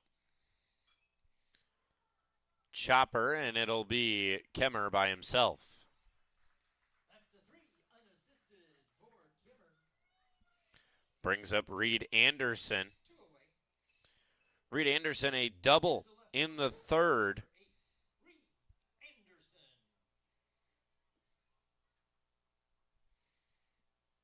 Bullwinkle pounding that last one into the ground. Big high hopper handled by Kimmer. Took it, stepped on first.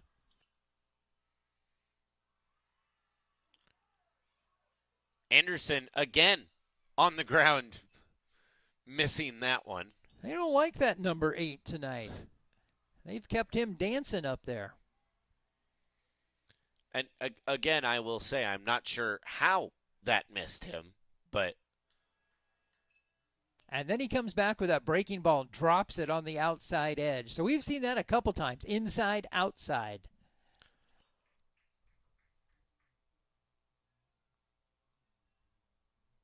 One. Finds the outside portion of the zone. So a fastball in, 2 breaking balls on the outside. Fastball coming. 1-2. At his feet. So if he follows the pattern, watch the breaking ball out on the edge. 2 balls, 2 strikes, 2 away.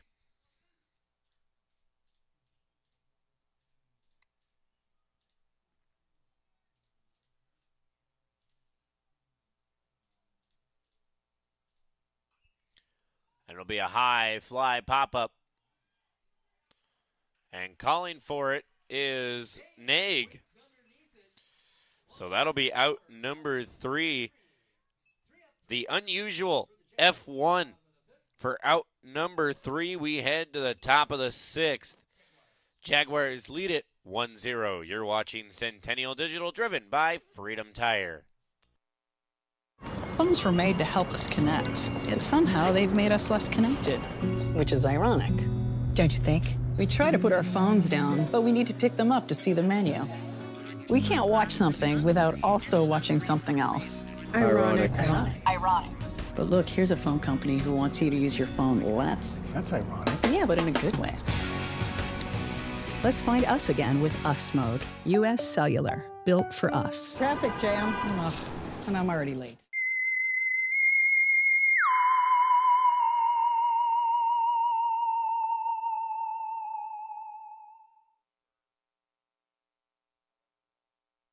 All the pets in Ankeny can't wait to see us at Heart of Ankeny Animal Hospital. Located just south of Uptown, our family-owned and operated practice has yearly plans with monthly pay options. Your dog or cat can get routine and preventative care before you may ever even know they are sick. From dental care to x-rays to our own pharmacy, we love them like our own. Your pets are our pets at Heart of Ankeny Animal Hospital. Welcome back to the ball field. We go to the top of the order for the Dragons. Kyler Steck, the senior left fielder. And that'll be off the dome.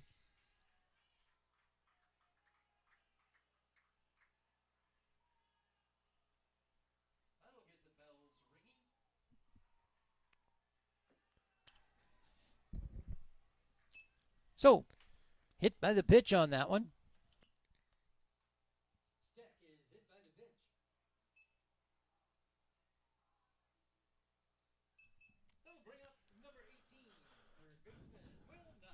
So now Will Nuss at the plate for the Dragons.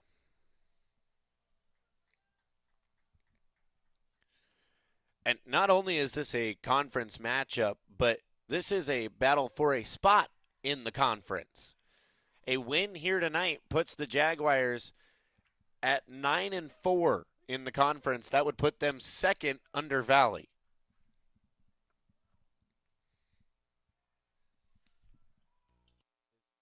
Trying to keep pace.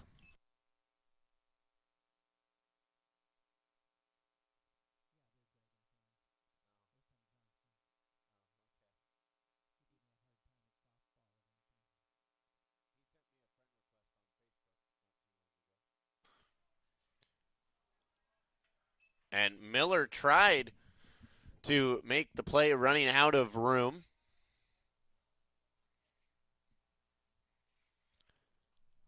The net a little more forgiving than a fence might be.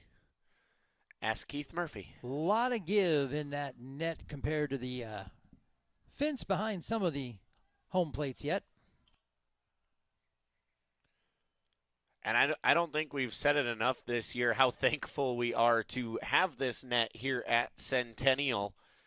A great difference from some of the other places that still have the fencing, and it's just harder to see through that chain link versus this net. Well, chain link and all the beams and bars going across it, and then the upright pieces. So, yep, much easier just to look out there and look through the net. A 2-1 count. That one misses low and away.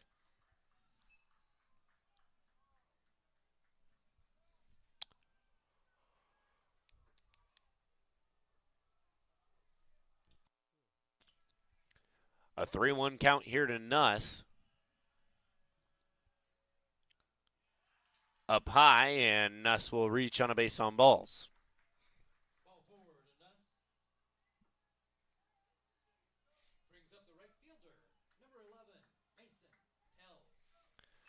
So now Mason Tell, the junior right fielder. And that is the first base on balls given up by Morris here tonight. We are in the sixth. He might be tiring a little. Bunt laid down. Morris going to barehand it, throw it to third, and play not available.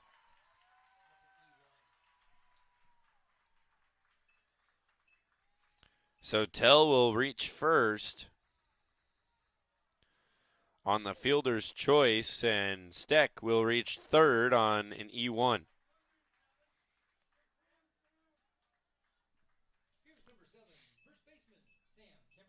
Brings up Sam Kemmer, the senior first baseman.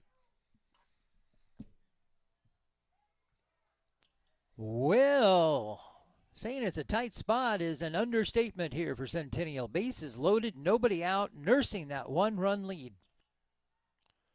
The pitch in from Morris. And for the first time tonight, Morris struggling.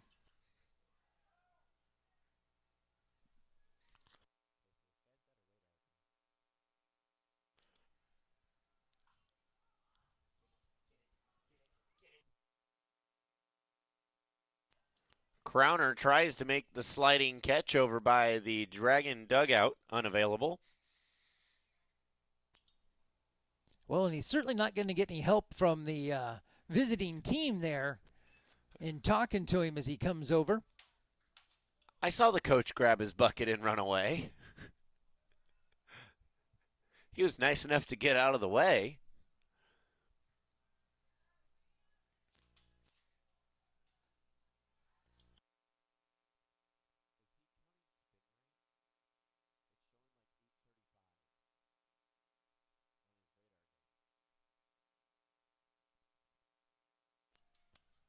Two-one count. And Morris will have a second hit by pitch.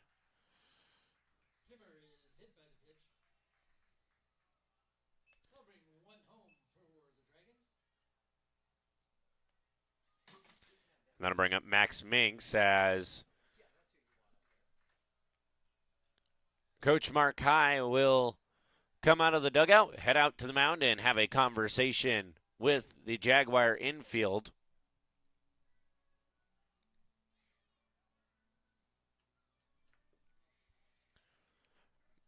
Max Minks, the central of the Dragon offense, up at the plate next. Yeah, looking at stats, he is not the man you want up there right now with nobody out and bases loaded. So far tonight, he has been kept off the base path, but big players in big moments.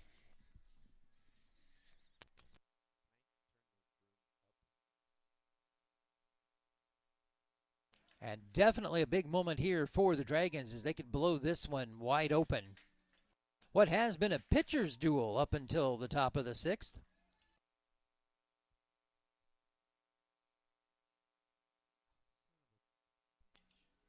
And looks like Morris will remain on the mound after the talk.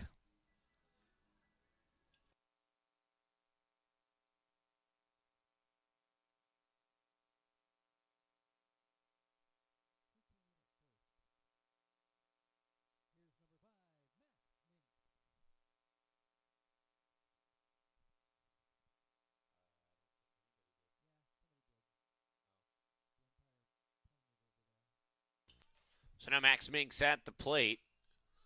And it'll be a pop-up foul.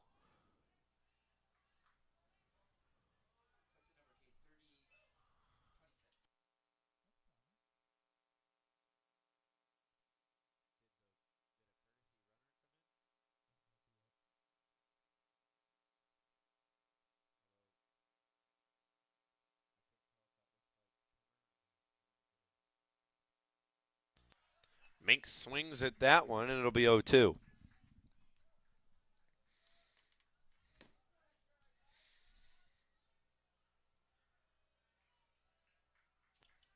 Jaguar infield on the edge of the grass. And Tanner Crowder over at first base now for the Dragons. Courtesy running for Sam Kemmer.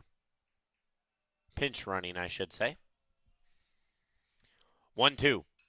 Swung on. Out to center field.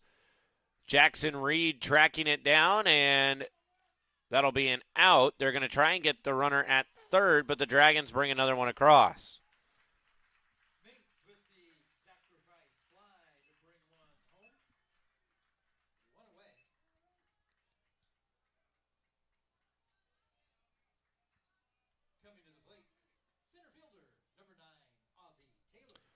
Brings up Avi Taylor now with runners on the corners.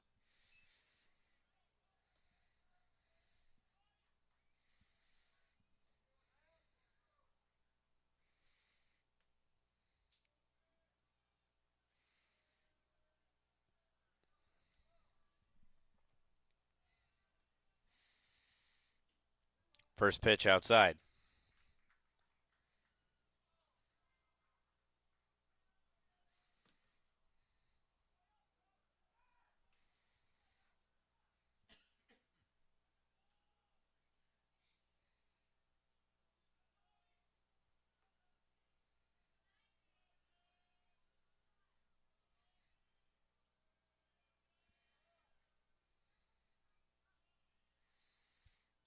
One 0.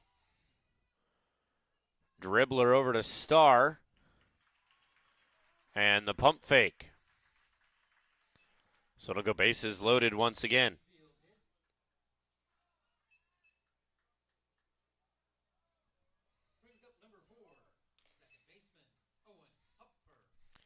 Owen Hupfer, the sophomore second baseman. And a nice play by Starr. He grabbed that, made the motion like he was going to throw to first. He knew he didn't have a play. He was trying to get the runner at third to come off, but he did not. He was hoping that he would head for home thinking he was throwing across, but kept his place at third.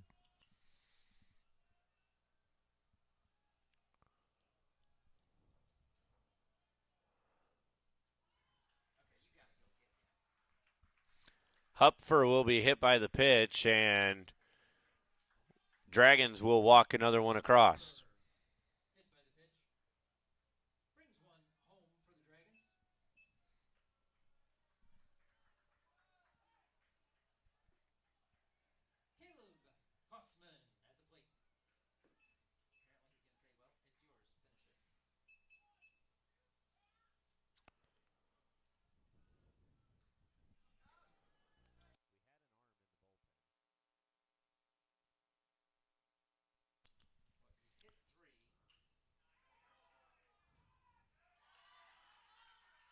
And a base hit here for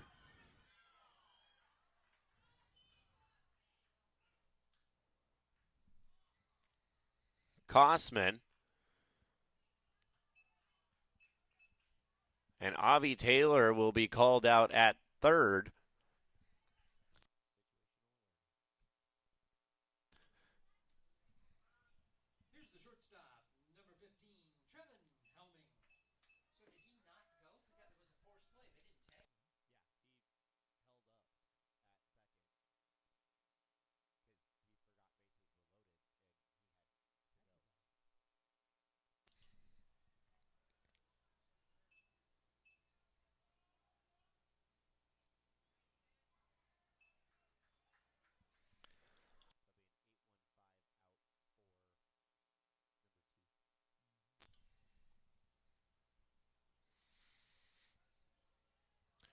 So an 8-1-5 force out will put 2 away.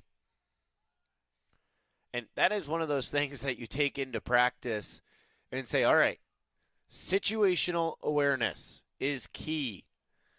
Avi Taylor had to move from second. He held up, watching the ball, looking to tag up, forgetting bases are loaded. I can't tag up. Yeah, just lost in the moment, so left the force out available for the Jaguars, fortunately. So now 2 away for the Dragons. And that'll be out number 3. Dragons hang up 4 in the top of the 6th. We head to the bottom. It's now 4-1 in favor of the Dragons. You're watching Centennial Digital, driven by Freedom Tire. Freedom Tire is proud to be the title sponsor of supporting Jaguar student athletes through Centennial Digital. With 6 locations around the metro, you're never far from getting you back or keeping your family safely on the road. Our certified staff and state-of-the-art technology means you can take comfort knowing you've got the best work at the best prices. Come see us at Freedom Tire, a proud supporter of Centennial Digital.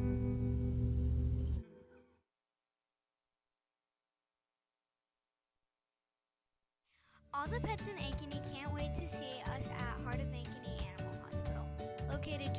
of Uptown, our family-owned and operated practice has yearly plans with monthly pay options. Your dog or cat can get routine and preventative care before you may ever even know they are sick. From dental care to x-rays to our own pharmacy, we love them like our own. Your pets are our pets at Heart of Ankeny Animal Hospital.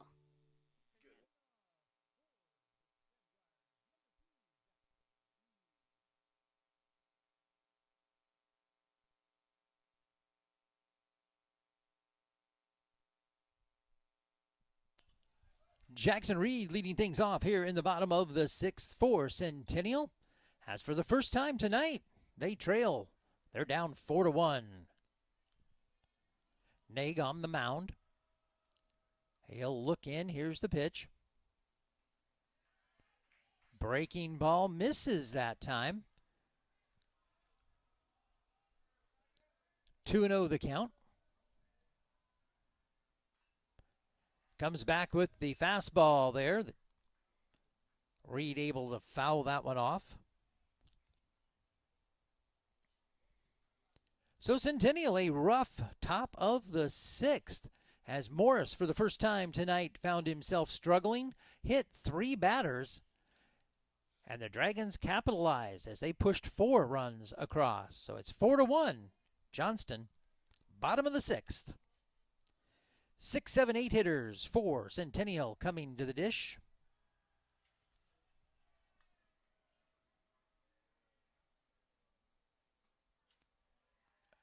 Oh, umpire had to think about that one, but Naig sneaks it in the back door.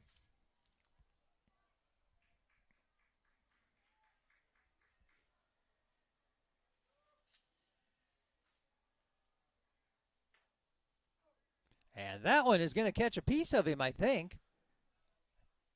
Oh, apparently he managed to get out of the way.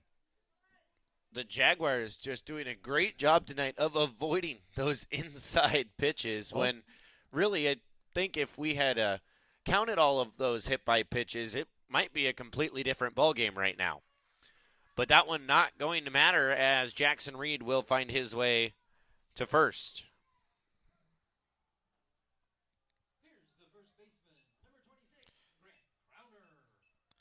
That'll bring up Grant Crowner.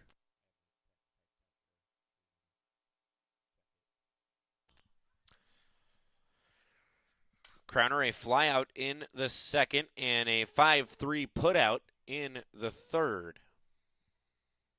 As now the Dragons will have a mound visit.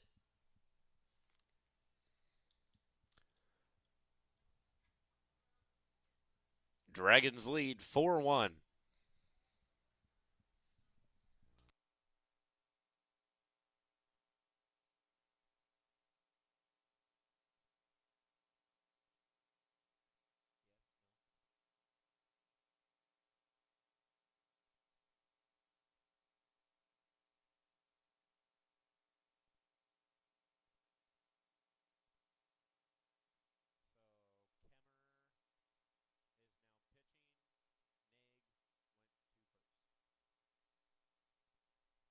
So it looks like a pitching change. So it looks like a pitching change here for the Dragons. And it'll be Sam Kemmer now on the mound. Mitch Naig moving over to first base.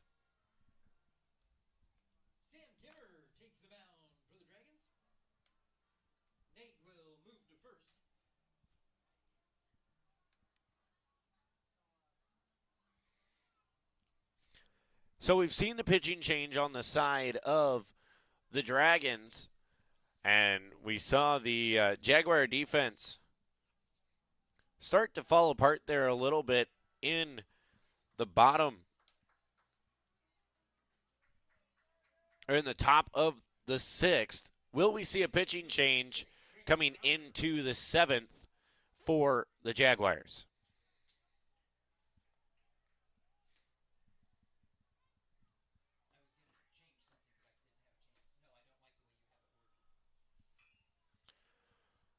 A chopper 5-4. And that's all they're going to get.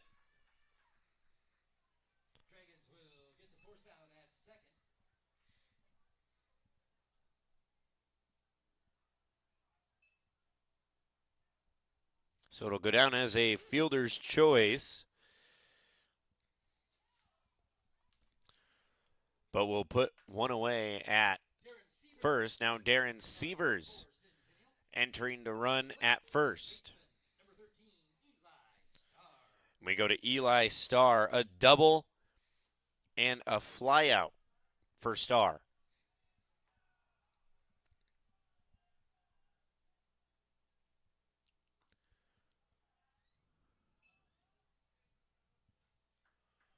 First pitch misses, low and away.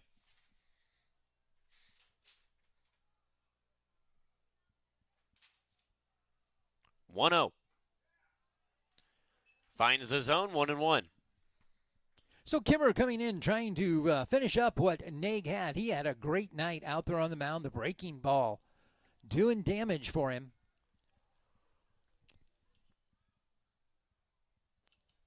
Looked none too happy, by the way, that the move was made. Got the impression he wanted to finish it.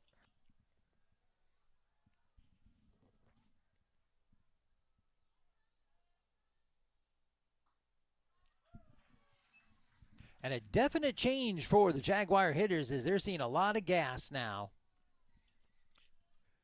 Yeah, Kemmer switching speeds. Going from seeing mostly breaking balls with Naig to more gas from Kemmer. He is zipping it in there.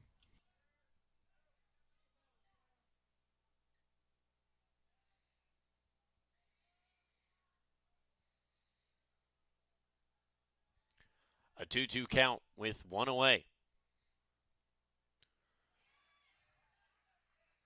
And they say he went.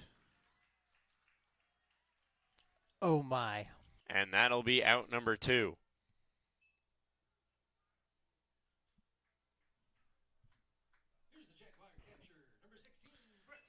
Brings up Brecken Miller. The Jaguar catcher. And if my looks do not deceive me, I believe for the first time here at home, Jaguar softball has gotten done before baseball.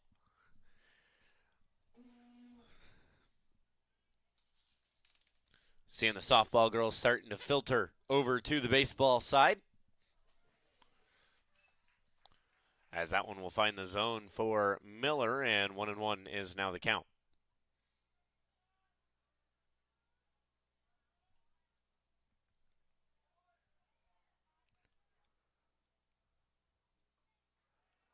Misses outside. Sievers going to take second. Good job. Takes a big turn down there. Seeing if he could grab one more, but decides to stay at second. 2-1 to count to Miller.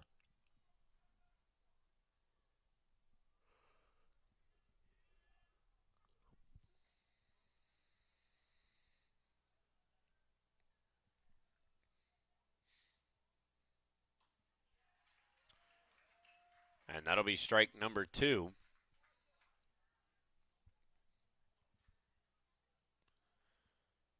Two and two away here for Miller.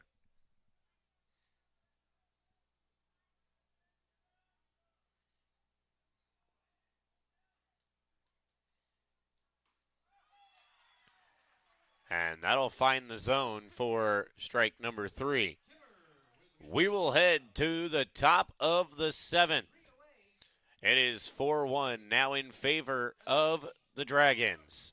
You're watching Centennial Digital, driven by Freedom Tire.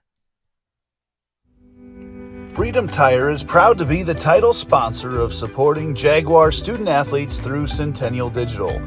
With 6 locations around the metro, you're never far from getting you back or keeping your family safely on the road.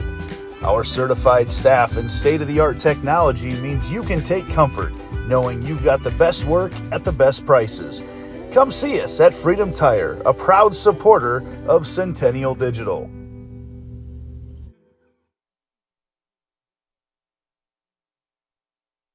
No matter how hard I try, I cannot come up with any place I'd rather call home than Ankeny. We raised our family here, so when it came time to downsize, I knew there was no place for me but Ankeny. From unique shops to incredible restaurants, there's always something new to explore, and it's all just a few minutes away. Building my home here with Caliber was one of the best decisions I've ever made. If you're thinking about making a move, let me help you find your perfect home. You'll fall in love with Ankeny just like I have. Let's talk soon.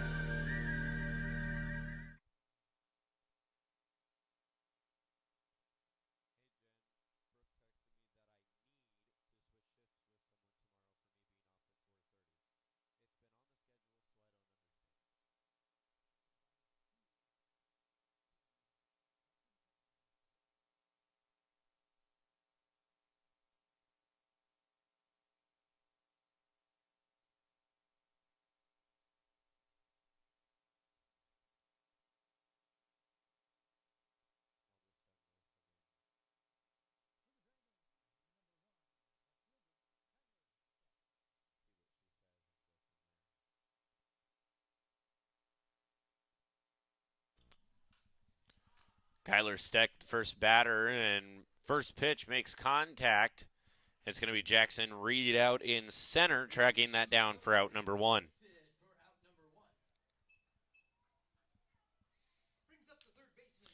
So that brings up Will Nuss.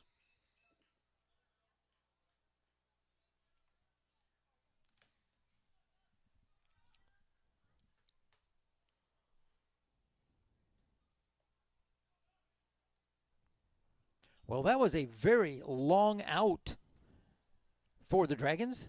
Reed all the way back to the warning track.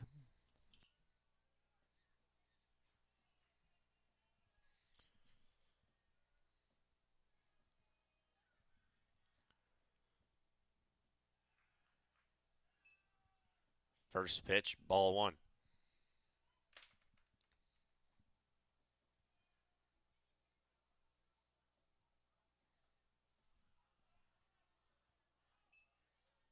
Got to say, a little surprised to see number 7 back on the mound. Yeah, no change for the Jaguars. Apparently, Coach High has told him this one's yours. There is an arm in the bullpen for the Jaguars, so we'll keep an eye on that. Number 15, Colton Arndt. As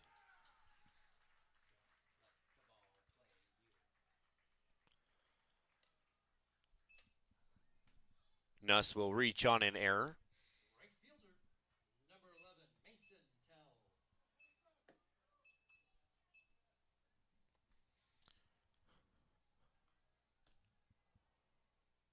Brings up Mason Tell. Starr making the cardinal sin of letting the ball play him. He started to come in and then stopped and stepped back, and the ball just skipped right under his glove. It flattened out on that second bounce. And I will correct myself, Connor Williams warming up in the bullpen for the Jaguars. Number 15.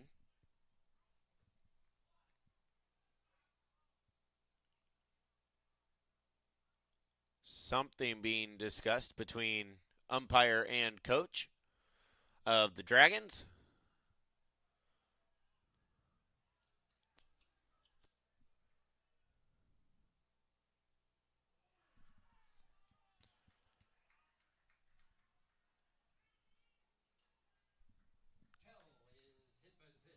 And Tell will be hit by the pitch. And I believe we will see the pitching change here for the Jaguars, bringing in Connor Williams.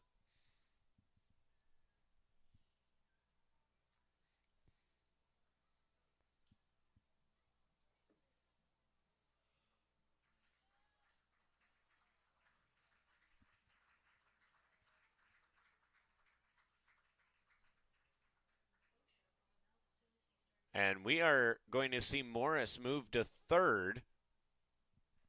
Connor Williams taking the mound.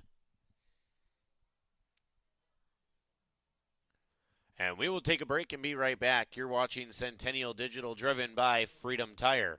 Dear cable internet, I've met someone I can rely on, who moves my speed and is okay with how much I work. I'm sorry, but US Cellular Home Internet and I just have a stronger connection. Get connected with US Cellular's home internet for just $39.99 when bundled with a wireless plan, plus a 3-year price lock guarantee. US Cellular, built for us.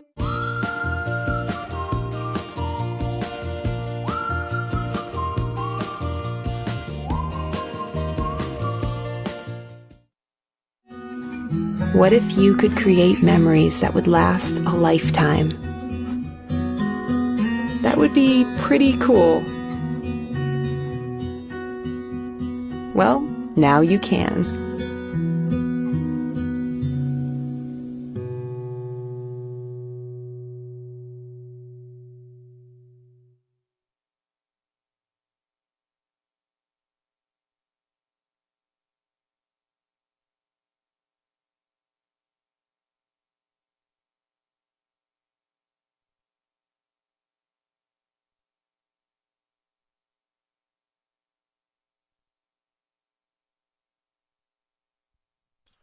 Welcome back to the ball field here at Ankeny Centennial High School.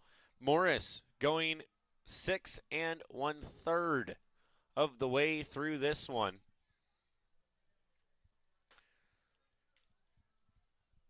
Coach High calling in the closing arm for the Jaguars.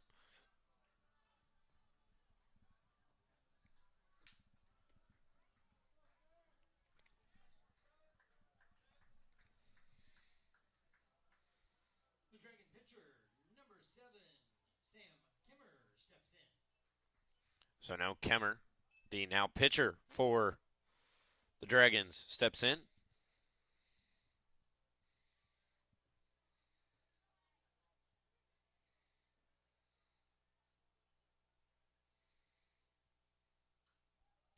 First pitch fouled off. Dragons with runners at first and second, only one away here in the top of the seventh, and they already lead 4-1. So trying to pad that lead before the Jaguars' last attempt.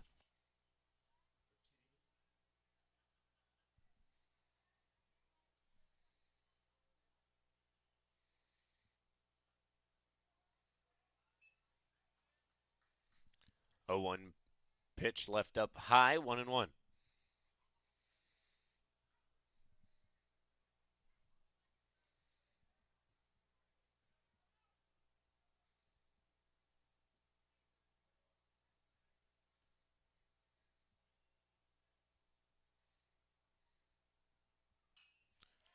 Hard hit ball by Kemmer.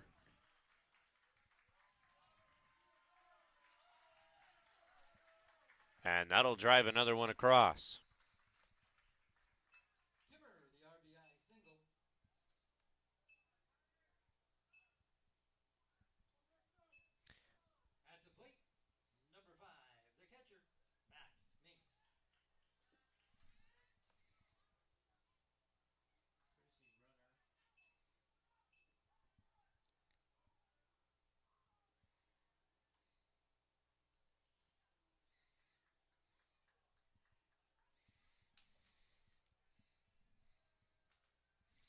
So now Max Minks, the batter for the Dragons.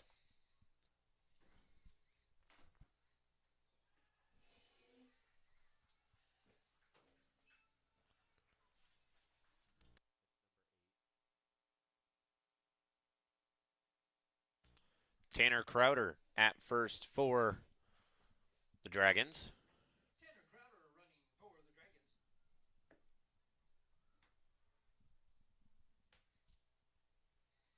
As our field umpire comes in and cleans off the mound, and we get a brush of the plate.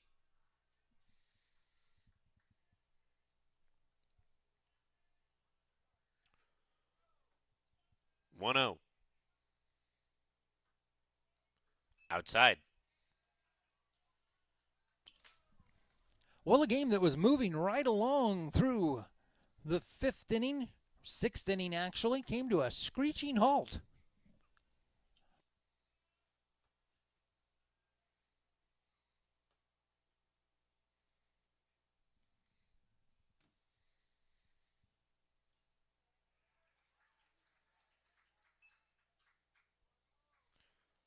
That one will be swung on, 1-2.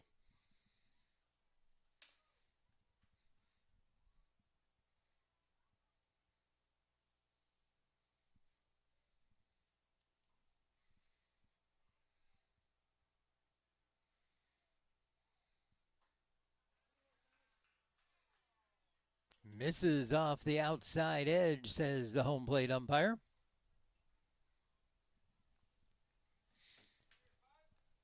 So now it's a 3-1 count here to Minks.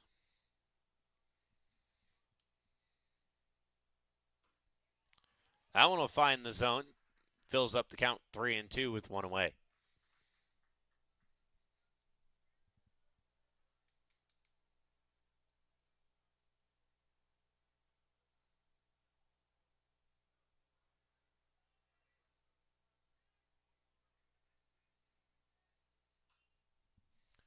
That one fouled off.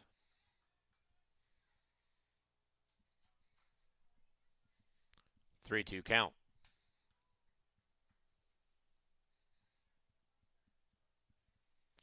Full count on the hitter, only one away. Dragons on first and second.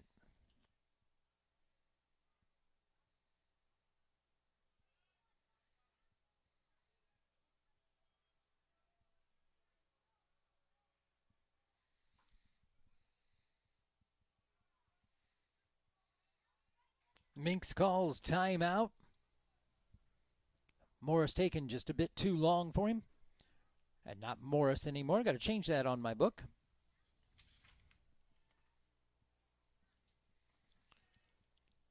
So it's a 3-2 count still to Max Minks. And it'll be over to Nestler. Flip the 4-6 and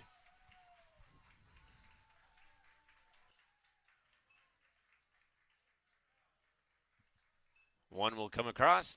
Minks will find his way to second.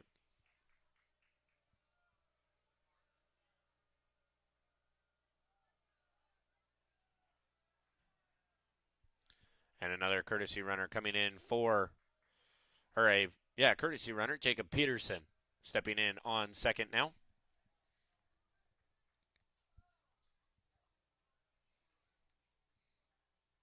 At the plate, number 9, center fielder, Avi Taylor.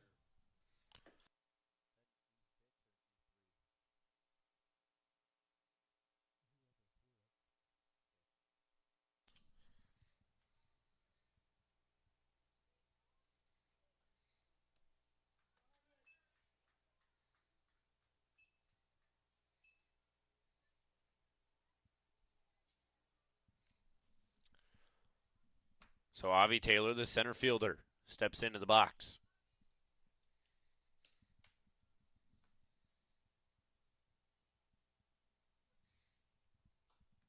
Misses outside, 2-0. So things unraveling for the Jaguars here late in this one. Giving up 4 in the 6th, 2 here in the 7th. Another runner still out on second for the Dragons. 2 away.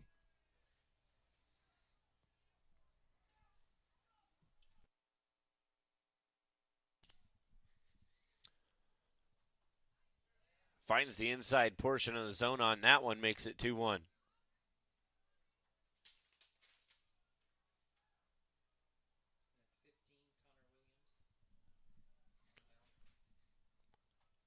And number 15, Connor Williams on the mound for the Jaguars. Misses outside. 3-1.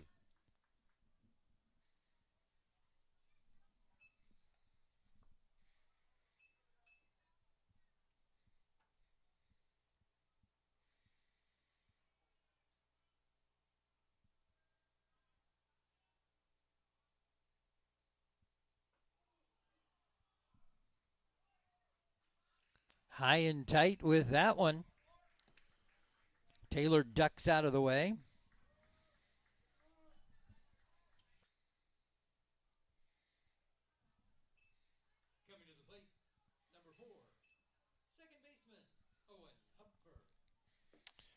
So now Owen Hupfer at the plate.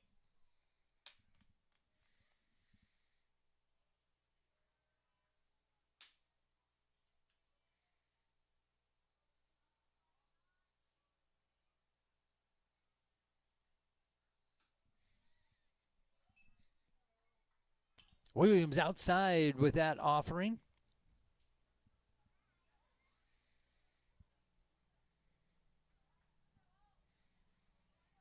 Hupfer officially 0 for 2, striking out twice, hit by the pitch in the 6th.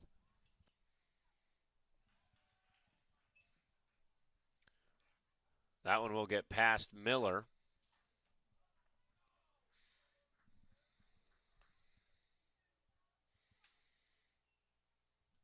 Runners will advance to second and third.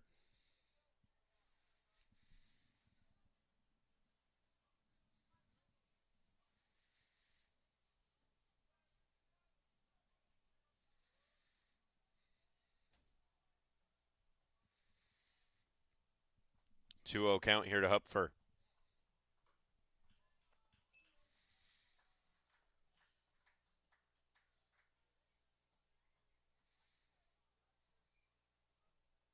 Jaguars in a bit of a funk here. Started in the 6th. It's carried over to the 7th.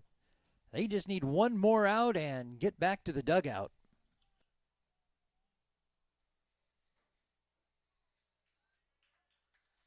That won't do it. And that'll be ball 4 to Hupfer.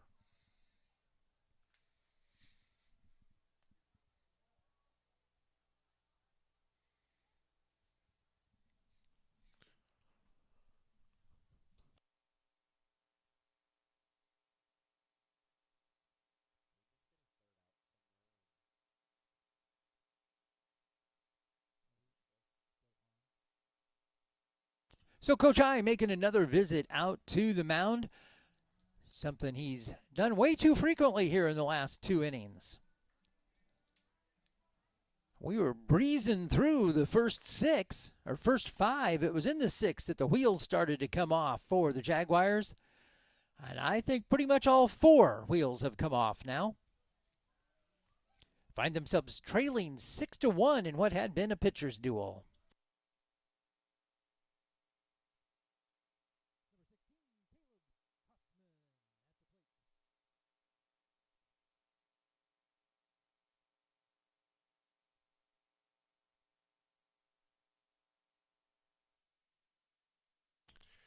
And I got to say, I understand taking Morris off of the mound, but I don't necessarily understand putting him back over at his spot at third base after going 6 1/3 innings.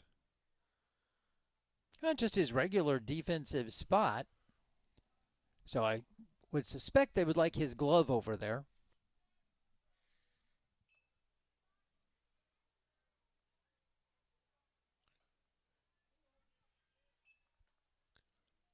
Williams in a tough spot here. Nowhere to put Kosman.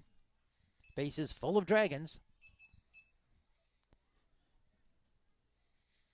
Centennial looking for the Dragon Slayer to get them out of the 6th. 1-1 pitch. Finds the inside portion, 1-2.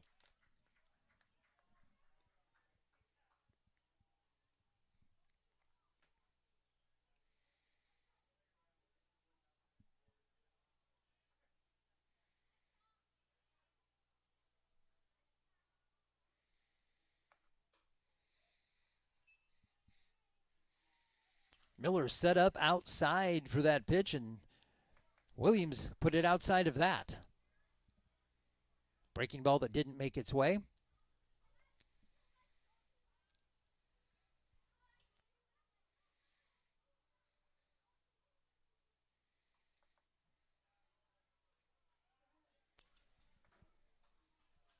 Kosman fouls that one away. Count remains 2-2. Bases loaded for the Dragons, 2 away. Top of the 7th. Johnston has taken control of this one, 6-1.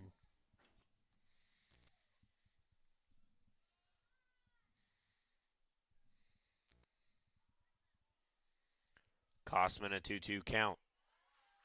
And the Jaguars will get the strikeout for out number 3. We head to the bottom of the 7th. Dragons hang up 2 in the top. We'll see if the Jaguars can respond. You're watching Centennial Digital, driven by Freedom Tire. Freedom Tire is proud to be the title sponsor of supporting Jaguar student athletes through Centennial Digital. With 6 locations around the metro, you're never far from getting you back or keeping your family safely on the road. Our certified staff and state-of-the-art technology means you can take comfort knowing you've got the best work at the best prices. Come see us at Freedom Tire, a proud supporter of Centennial Digital. We're here at US Cellular, Frost Days, where our customers get exclusive deals just for them. It's like we got our own special club. Should we show them?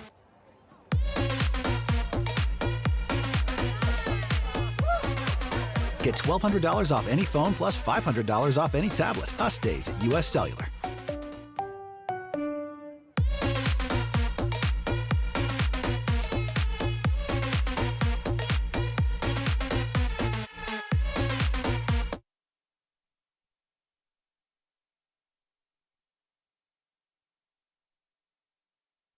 Centennial coming to bat, bottom of the 7th. It's now or never.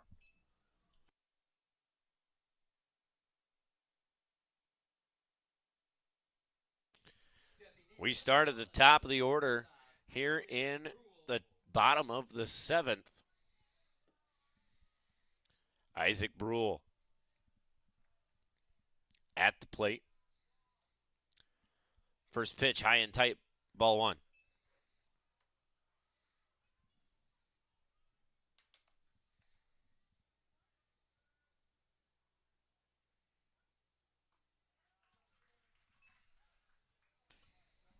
And unless Centennial finds a big rally here in the bottom half, I think this is one they're going to look back on later as to how it got away from them and ended up in the loss column.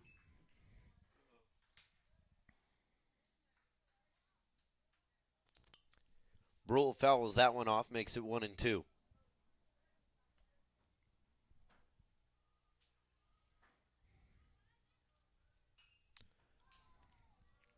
Fly ball from Brule.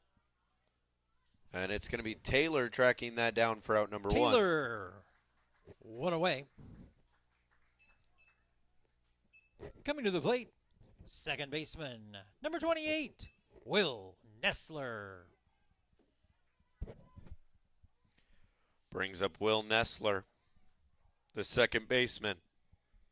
And Brule caught that one. We sat on the breaking pitch and he got it, but popped it up high out to center field.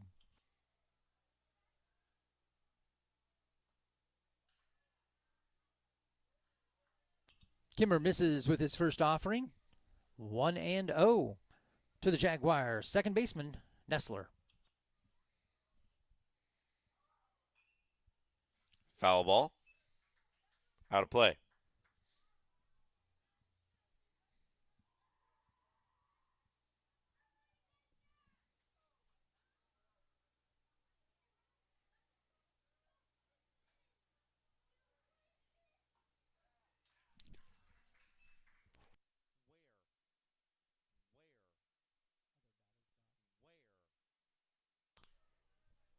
Kimmer getting the call on that one. 1-2 count. And comes back to the inside, almost snaps it off. 2-2. So the Dragons continue the inside-outside set up their pitches.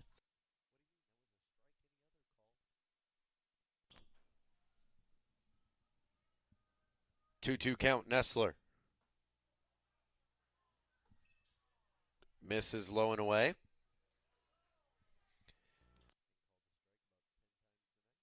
Nessler unsure on that one. His feet were dancing. He wasn't sure if he was headed back to the dugout.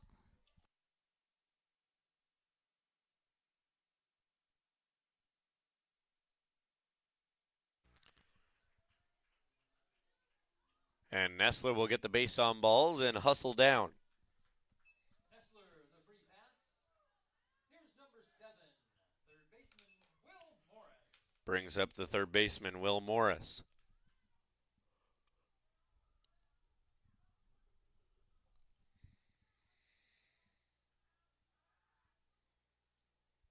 Now, I don't understand why he's going to worry about him over at first base. You've got a 5-run lead. Go after the guy at the plate. Doesn't matter if he steals all the way around. You've got a 5-run lead in the 7th inning with one away. Well, he will focus on Morris now.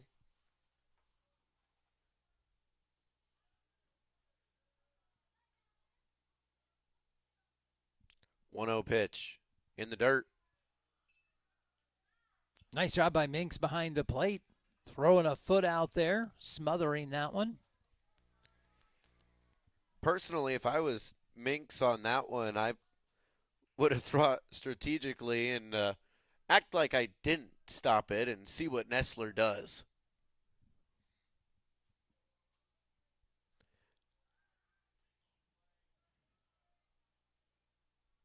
Nestler is apparently irritating the pitcher with his dancing moves. I was kind of thinking the same thing. Maybe that's why we're seeing these pickoffs, is to say, okay, knock that off. I don't like it. Morris swings away. There's no other reason to throw over there. 2-0 turns into 2-1. Gotta say, Nestler is fun to watch on the baselines, though. He has been an irritant as a base runner tonight, you could say. That one will find the zone, make it 2-2.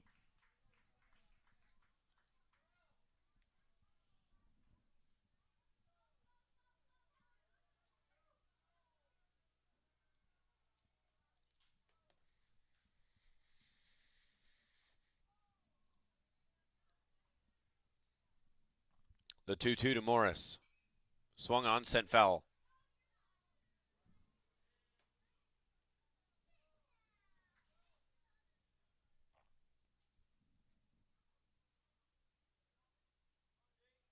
Jaguars a long way to go in this one if they're going to climb their way back in, trailing by 5, one away. The 2-2 again. Outside, 3-2. Was it outside or just a bit outside?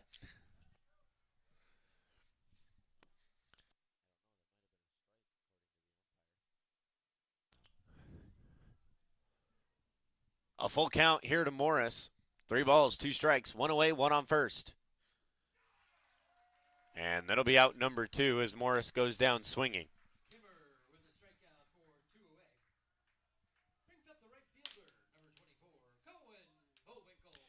So now Cohen Bullwinkle going to step up to the dish with 2 away. Runner on first. Will we see a Bullwinkle bunt with 2 away here in the bottom of the 7th? Well, the Dragons have the shift on, as it were. Shortstop is going to be right back behind second base. So a lot of chance there if Bullwinkle wants to try to lay one down. I was going to say a push bunt right past the pitcher in between that 5-6 hole. And he did square. It doesn't even have to be a push. If he just bunts it down the third base line for where the third baseman's playing, I don't think there's any way he gets to it. 1-0.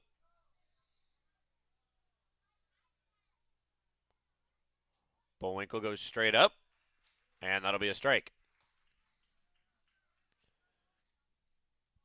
I'm wondering all these times that we've seen a Bullwinkle 2-out bunt shown, has that been a coach call or a call on his own? As Bullwinkle's going to drop that one in to left field, and that'll be a base hit. 4. That was a golf shot.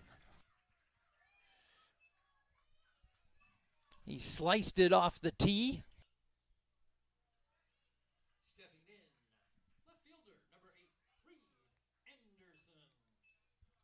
So now Reed Anderson started the third off with 2 outs with a double. Runners on first and second now for Reed Anderson. Heavy shift over to the left field side.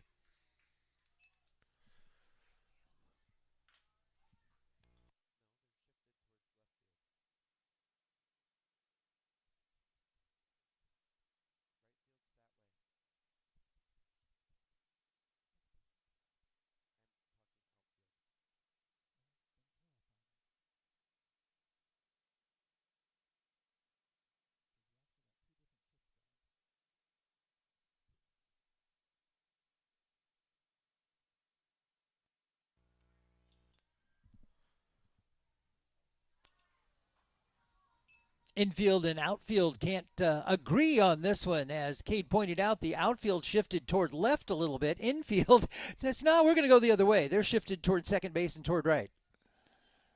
Shortstop way over there, third baseman way over there. That one's going to get away, and runners will advance.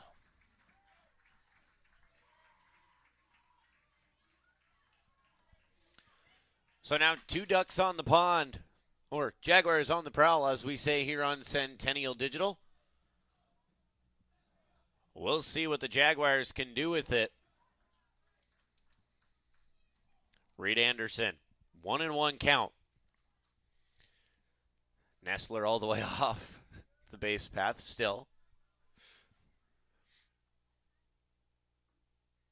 And the twinkle toes of Anderson get going again. I think Nestler's been the most fun thing to watch here tonight, the way he tries to irritate the pitcher. And again, clear off over in the coach's box, and then he'll run in at the pitcher and try to get his attention. I'm coming. Owen finds the inside portion of the zone, makes it 2-2. Saw this in the College World Series the other day when they tried to steal home. Left-hand hitter, got a good run on the pitcher out of the windup.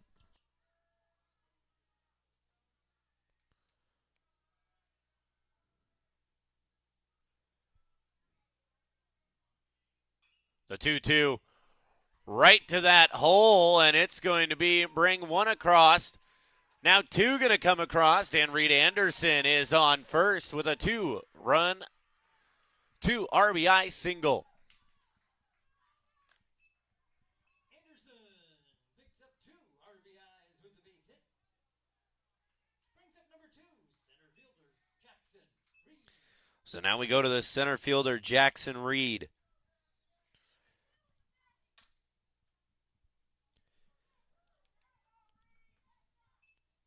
And the Dragons going to have a mound visit.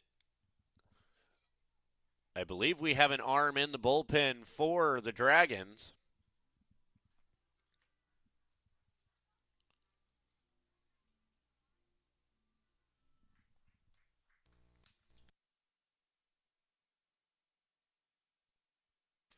We're going to take a quick break here on No, we're not. We're going to go right back to it. As they disperse on the mound.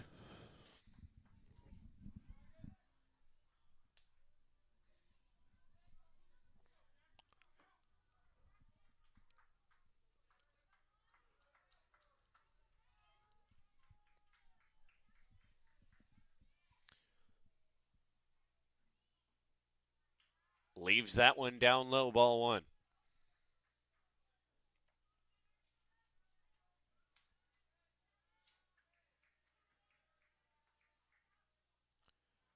That one will find the zone, make the count 1-1. That one right down Main Street.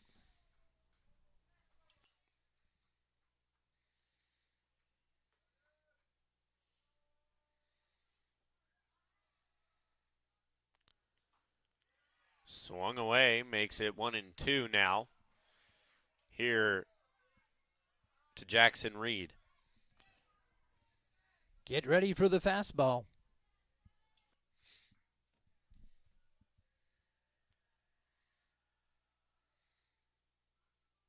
Fouled off.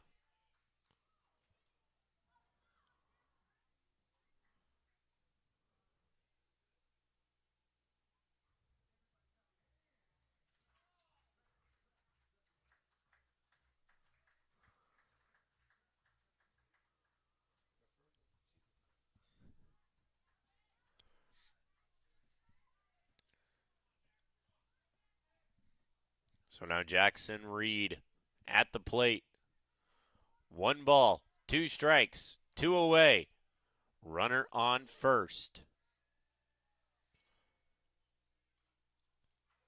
It'll be fouled off again. Reed doing everything he can to stay alive.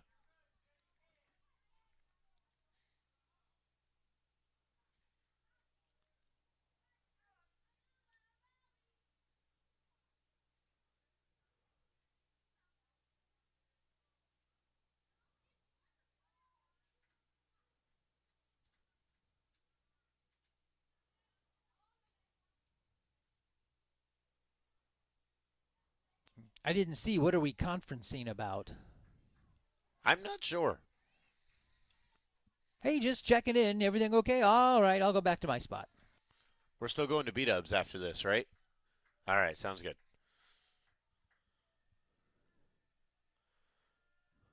One, two.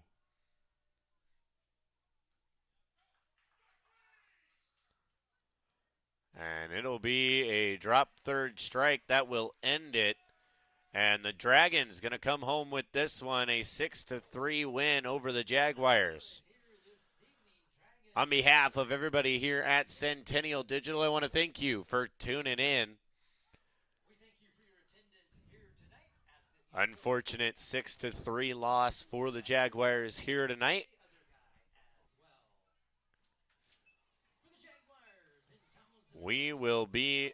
Jaguars will be in action tomorrow against Davenport North. And our next home game doesn't come until next week. And we host Urbandale. Try and get that game in again. We will be here June 24th. Until then, this has been Cade and Rodney Tomlinson. And on behalf of Centennial Digital, we want to thank you for tuning in. Until next time, GOODNIGHT. Good night.